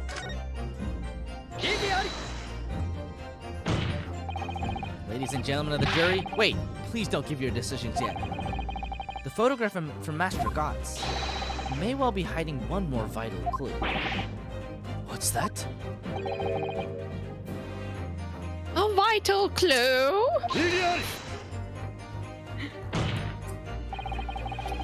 We're well past the point of mere possibilities. It's time for the definitives now. So tell the court. What exactly does this alleged clue in the photograph prove? We can reasonably assume that the pictured balloon was destroyed in the searing heat of the explosion. Yeah, that's right. Yeah, it was not my fault. Evidently. Because the birdcage from the Kinesis machine materialized in the sky where it had been flying. And the balloon, being filled with flammable hydrogen, instantly and explosively ignited.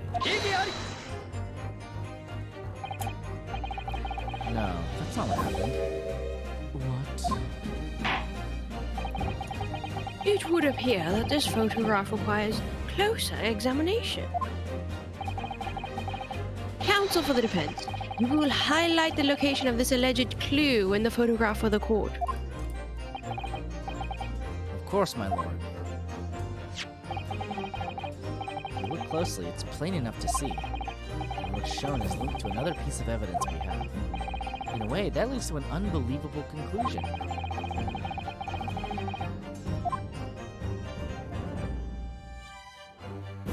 Could it be this? The timing of this photograph can only be described as miraculous. If you look, you'll notice there's a bright white line that appears to point directly at the balloon. Most likely a ray of light caught incidentally on the film. I'm afraid I can see nothing of the sort. If you look with a magnifying glass, my lord, it becomes clear what the nature of this bright line really is. Goodness, what is that? Undeniably some flash of light, yes. Oh, golly. Do you think it might be lightning? But it couldn't have been a finer day. I realized something. The fucking Dio voice is just the Van Zeek's voice, isn't it?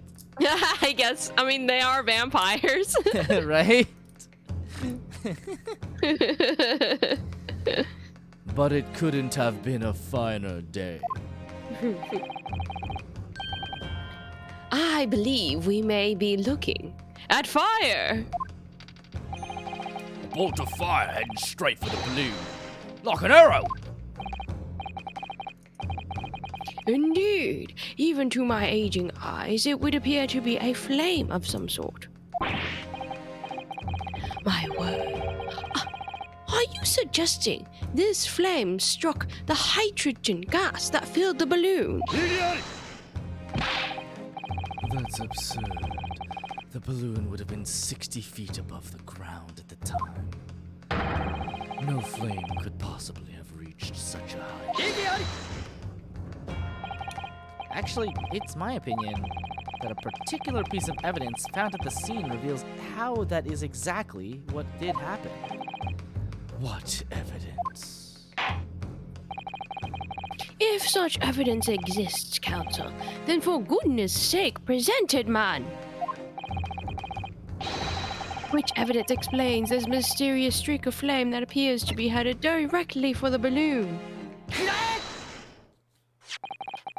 This was found hidden at the foot of a small ornamental tree near the scene. Good lord! Is that a crossbow? An arrow dipped in oil and set alight could have been shot from this weapon, sending a flaming arrow straight into the hydrogen-filled balloon. Are you suggesting that crossbow was used deliberately?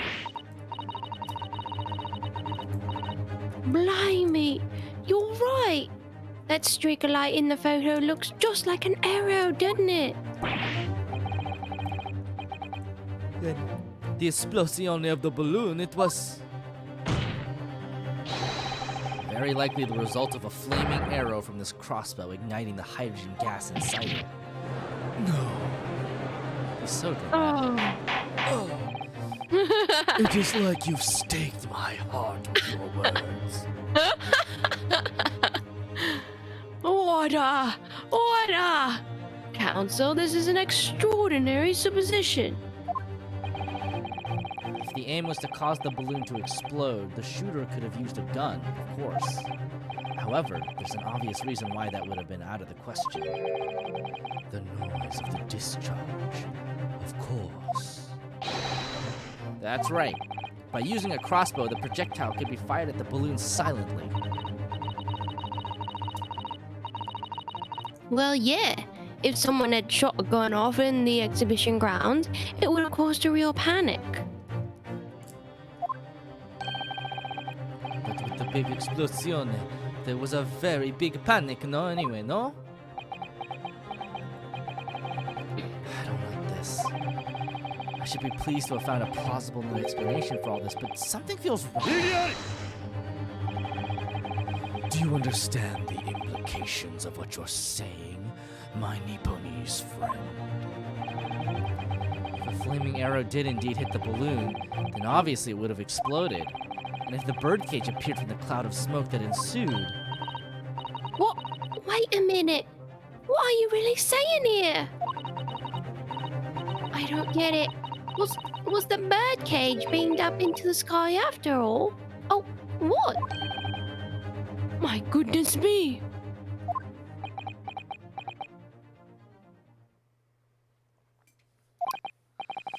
Oh, now I understand. That's what that sinking feeling is about. It's 2 more days of trial ahead of me. I think there's a good chance that the birdcage was actually concealed inside the balloon all along. What? Did I just hear that correctly, Counsel? Yikes. There's no going back now. The horse has bolted.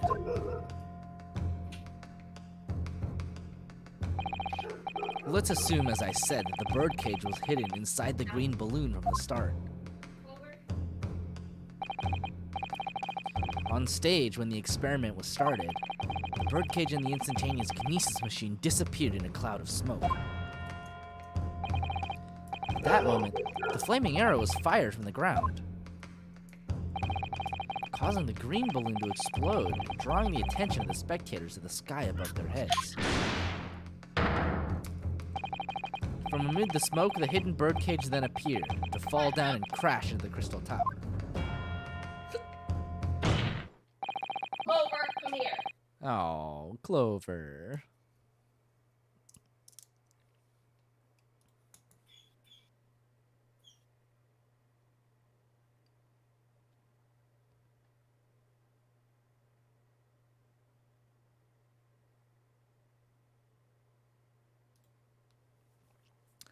I think you'll all agree it's entirely plausible that what I've just described is the real truth behind the miraculous experiment carried out that day. This... Good grief!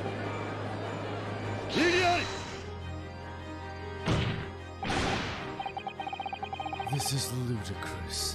What you've described is no science experiment. It's child's play, a contemptible display of stage magic. Both Mr. Sholmes and Iris said that the experiment was a scientific impossibility. In which case, this is the only way to explain what happened that day. And in any case, the victim's body was found inside the birdcage in the crystal tower.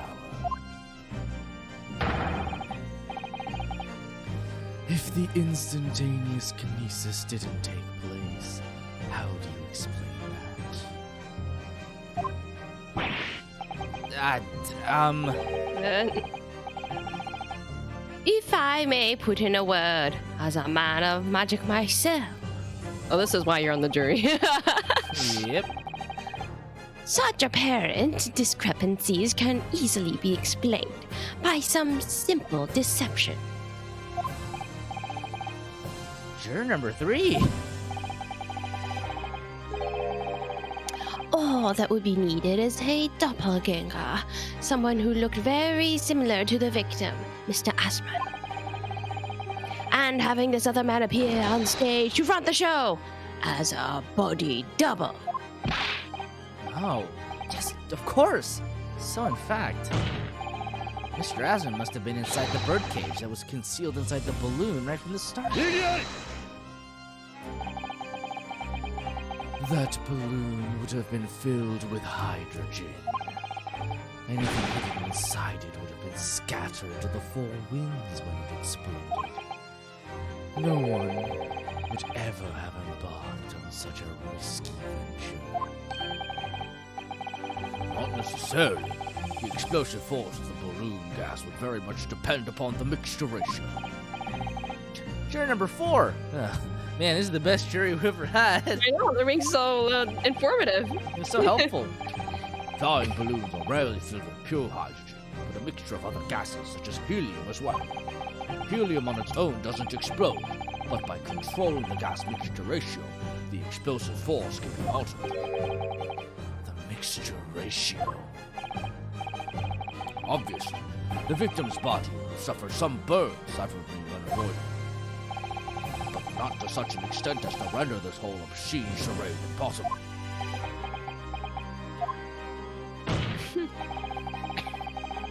So everything that happened can be explained, logically and scientifically. The explosion that engulfed the stage at the start of the experiment was no accident. It was all a part of an elaborate deception to make it appear that instantaneous kinesis had occurred. Wow, goodness me. And if we accept that this is what happened, it means that the victim, Mr. Asman, was never present on the public experimentation stage to begin with.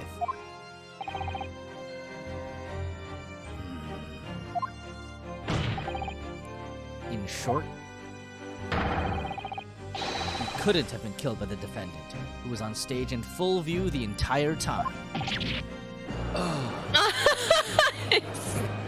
He's just like a telenovela, kind of. I know, he's so much. This will be very hard for the prosecution to counter. Lord Van Zeeks can't credibly maintain that Professor Harebrained is a suspect now. Apprentice? Oh no! this a-hole! Mr. Naruhodo, I appreciate your efforts. Thank you. Professor? But you can stop now. Just keep your mouth shut, please. Sorry? What's all this about, Mr. Harebrain?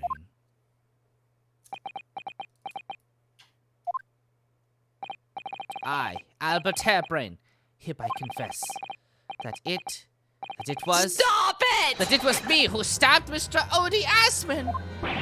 Yes, it was me, with my faithful friend and partner, Andrew the Screwdriver. Oh my god. Ah!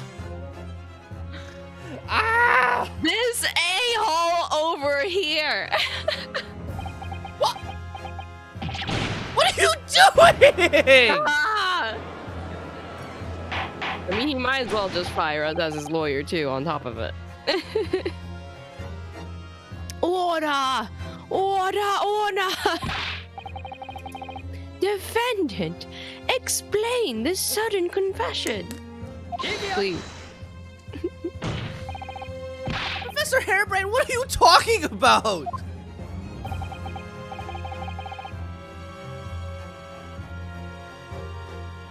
It's what I've said all along.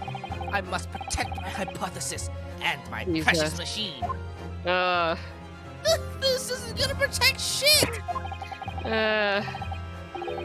You stand there and claim it was all a trick, all an elaborate prank. But where's your proof? No, you have to examine the machine if you wanted to prove it. But then it would be all over. My beautiful hypothesis would be laid bare. I mean, the indignity of it. It's clear that you drew the plans for the experiment, but you didn't actually build it. It's quite conceivable that you were duped, Professor. If you'll just let me, I can prove... Merrick! Yes? I'll cooperate. I'll do whatever you say. I swear it. My god, stop. So please, ensure the Special Dispensation for Scientific Equipment Act is adhered to and protect my creation.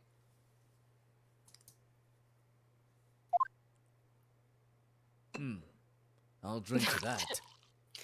Gonna pour my wine.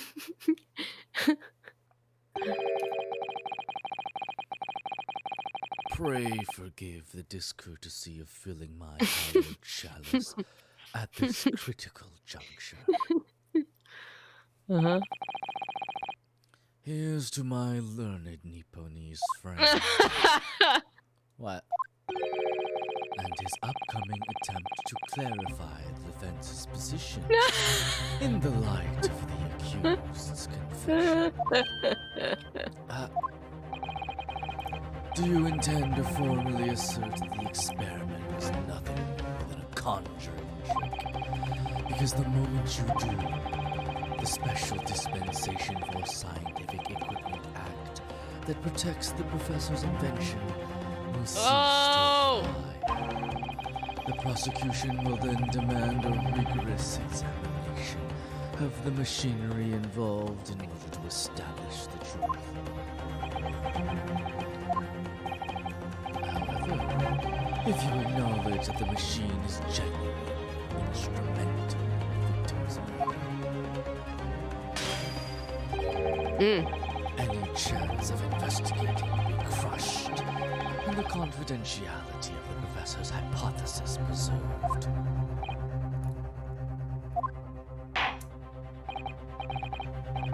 Well, counsel, what is the defense's official position on this matter?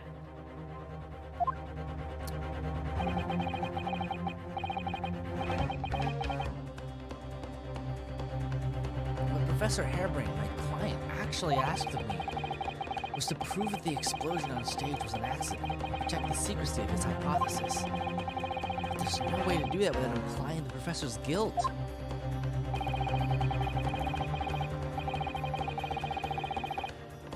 Do I protect my client's life by asserting his innocence? Or do I uphold my client's request but see him get condemned? Either way, I can't avoid betraying his trust. You've been silent long enough. Isn't talking your trade, my learned friend? Or has all knowledge of English escaped your confused Nipponese mind? Can you stop with the racism? We have to unlock his traumatic backstory before he Oh stops. man. By the end of this game, he'll begrudgingly like us and all of Japan. I've always wanted to see a samurai. Mr. Naruhodo, there's no escape here. I have to make a choice.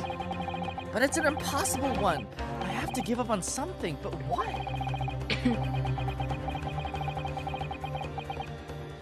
The defense asserts that the defendant's instantaneous kinesis machine was in fact... Ooh. Let's just drop a little Saberino right here, and obviously it's a trick. Come on, he didn't fucking build the thing, and you can't. He didn't build it. You can't do the science if you're fucking dead. It's not possible. Ah! No, I can't say it. My client placed his faith in me. I can't just let him down. Are you serious? What? What must I give up on is not the question you have to ask yourself here. It's what can I protect?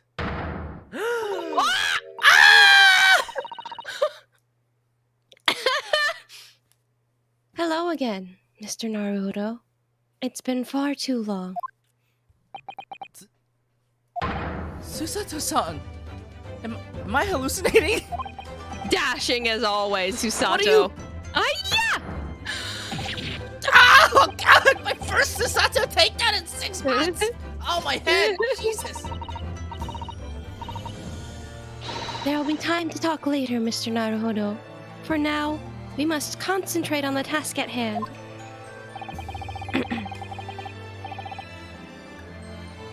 Which is working out not what I have to give up on, but what I can protect. Apparently not yourself. Professor Hairbrain. Yes? Yesterday you told me that science is the pursuit of truth. Well, my job is to pursue the truth too. Yes, of course. And personally, I believe that you didn't stab Mr. Asman. I think you've come to realize something yourself too, haven't you? That your experiment and the machine you built with the victim are questionable. The truth behind that is that we must. The truth behind that is what we must both pursue now. Ah!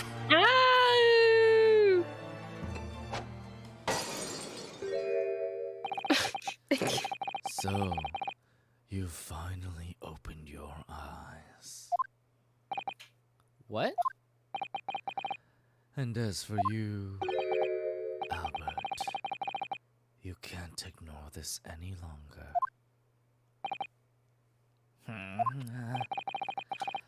Having heard my learned friend's assertion, don't you have something to say? Barrack. Lord Van Zeeks. Gosh, I've never heard him speak that way before. Like with mild affection for another human being. In truth, there is one thing, something I've remembered that's of relevance. What?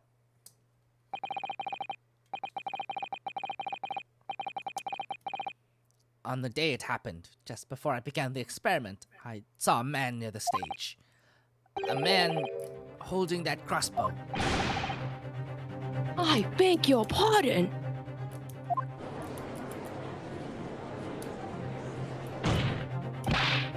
Professor, did the man have any distinguishing features? What did he look like? Taller than me, and thinner than me, with straight hair, straight and whiter than mine. Let me see. less lens than me too. A monocle, a rather stylish black monocle. But one thing in particular will help to positively identify the man. You see, I know him very well. After all, he's the engineer who built my invention. What? He built the machine? That's right. Mr. Asman introduced him to me a year ago. He's a man by the name of Enoch Drebber. Enoch? Trevor? Does this name mean something? Members of the jury seem flustered. Not a name any scientist wishes to hear. The man's an abomination. Not to name any conjurer wishes to hear either. Who on earth is he? I'm afraid this isn't the first tale of this nature that I've heard from scientific circles in connection with that name. There's talk of other flamboyant experiments that turn out to be nothing but staged trickery in the end. Obviously, the rascal is after the government's research grant money. When magicians are in need of money, I have heard of them resorting to these underhand tactics. Some acquaintances of mine with experience of such things have mentioned Enoch Drebber's name before. Man, I don't know what it is. Ace Attorney fucking hates magicians. You'll see when we get to later in this series, but man, they hate magicians. The man is both an engineer and a magician. Yes, we're dealing with an unparalleled confidence trickster here. That's Enoch Drebber for you.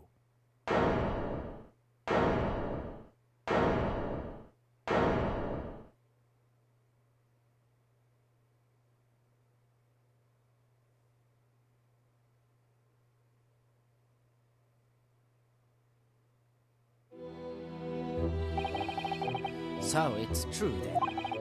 My invention, my greatest machine, it was just a grand illusion.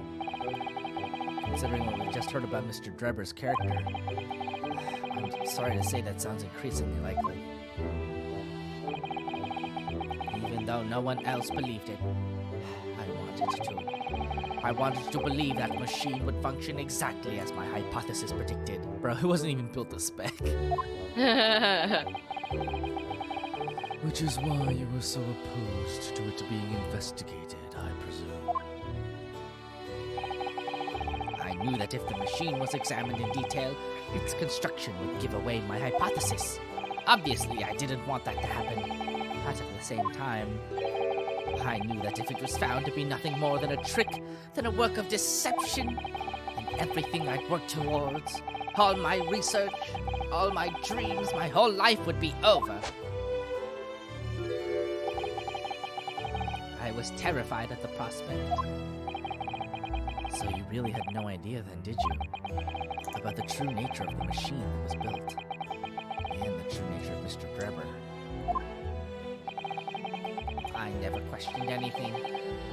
I didn't want to question it. It's entirely possible that Mr. Asman and Mr. Drebber were working together to use you as a means of fraudulently acquiring the research grant money.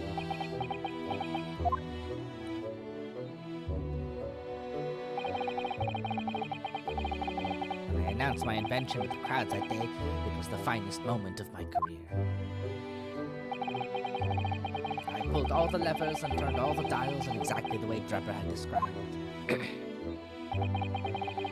When the smoke suddenly started billowing out, I panicked. I didn't know what was happening. But I really don't know how the whole illusion was made to work. I don't know anything anymore. Bro, did that fucking arrow pierce his heart?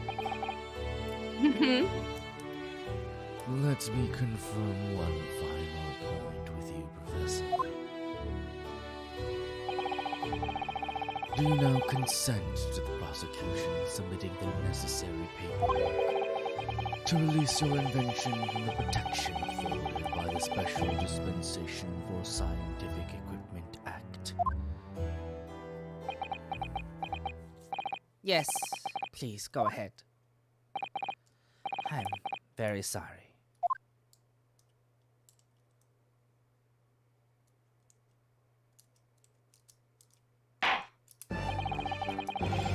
It would appear that we shall have to suspend proceedings for the remainder of the day now. Lord Von Zeeks,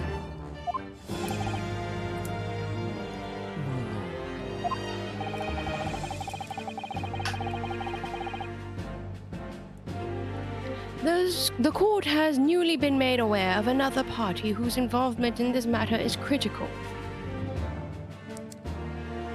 You missed the revelation of what happened. A lot of things happened. There may have been a dead body in a balloon that exploded. It was all a trick by an engineer / magician. The machine probably doesn't do anything. But I mean, we knew that one. But it wasn't even built to the spec that was asked of. And now we're here. And they're going to investigate the machine.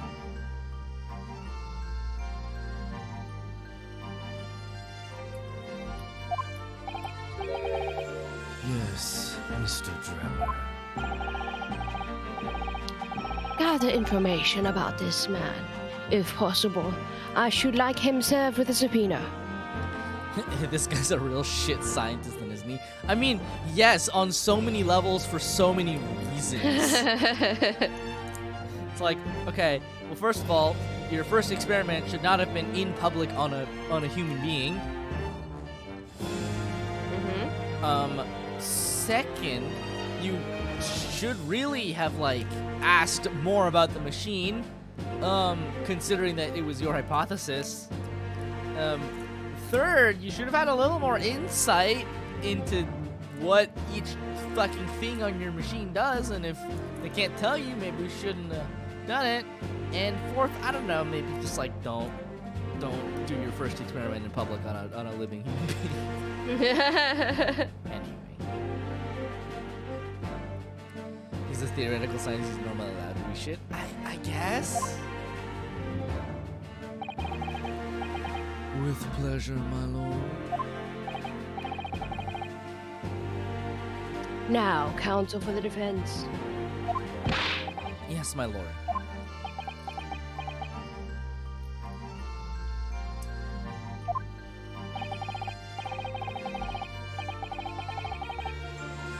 When we reconvene, I shall be looking for one thing, and one thing alone from you.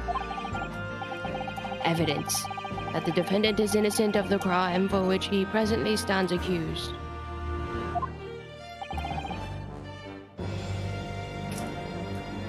I understand. Good. In that case, this court is adjourned until tomorrow morning. Doctor.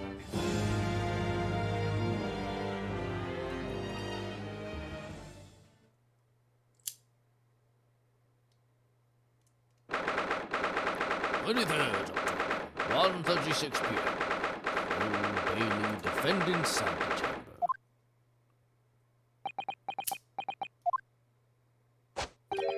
Mr. Naruhodo! Oh, God, yes. I'm so sorry. I was wrong. You were right. I tricked you. You trusted me. I dragged you into my mess. Oh, how did it ever come to this? I'm so sorry. Did you really have no idea, Professor? I feel like you should have known. About what Mr. Drebber was really up to, about what he was really constructing. Naturally. That machine was the embodiment of my hypothesis, of all my hopes and dreams. I had complete faith in it. Oh, right. In that case, I won't say anymore. Now, sadly, the murder accusation against you still stands. So we must do as much investigation as we can before the trial resumes tomorrow.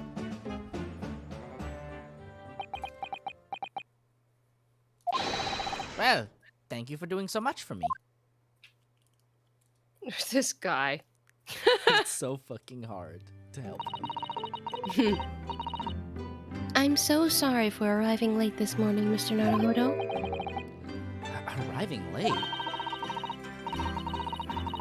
Didn't you receive my postcard? I wanted to let you know when I'd arrive. Postcard? What postcard? I hid it from you, Renu, so it would be a surprise. Oh my god! Don't hide people's mail!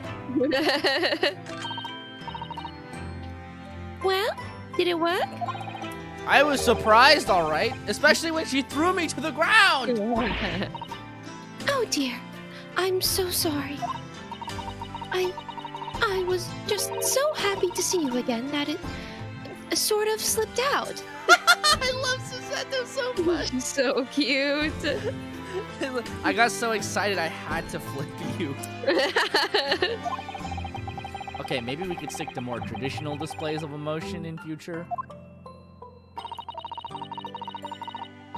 Susie's train was late into London Victoria this morning, you see.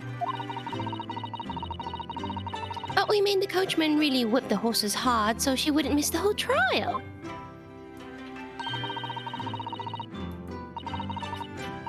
I was watching from the gallery for a while, but in the end, I'm afraid I couldn't contain myself.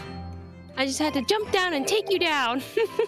Well, I'm glad you didn't, and I wish you didn't take me down. Oh, Having you at my side in court gives me the strength I need to win. So, I'm delighted to see you back in London. oh, you're too kind to Mr. Naruhodo. I'm delighted to be here. I hope I can continue to be of service to you. Of course. So, what's brought you back? Did Professor Mikotoba not protest? Let's save all that conversation for when we're back at home, shall we? You know I've made one of my most special blends ever for this special occasion. Oh, Iris, how wonderful! I can't wait!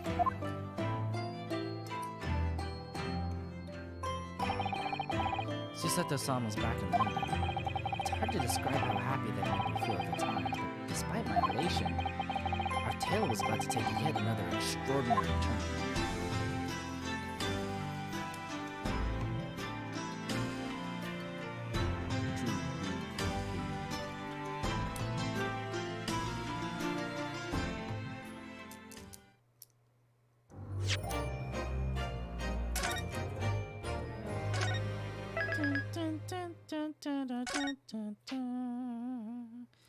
Okay, well, I think I'm going to call it there for the week, so that we can start fresh next week on the investigation.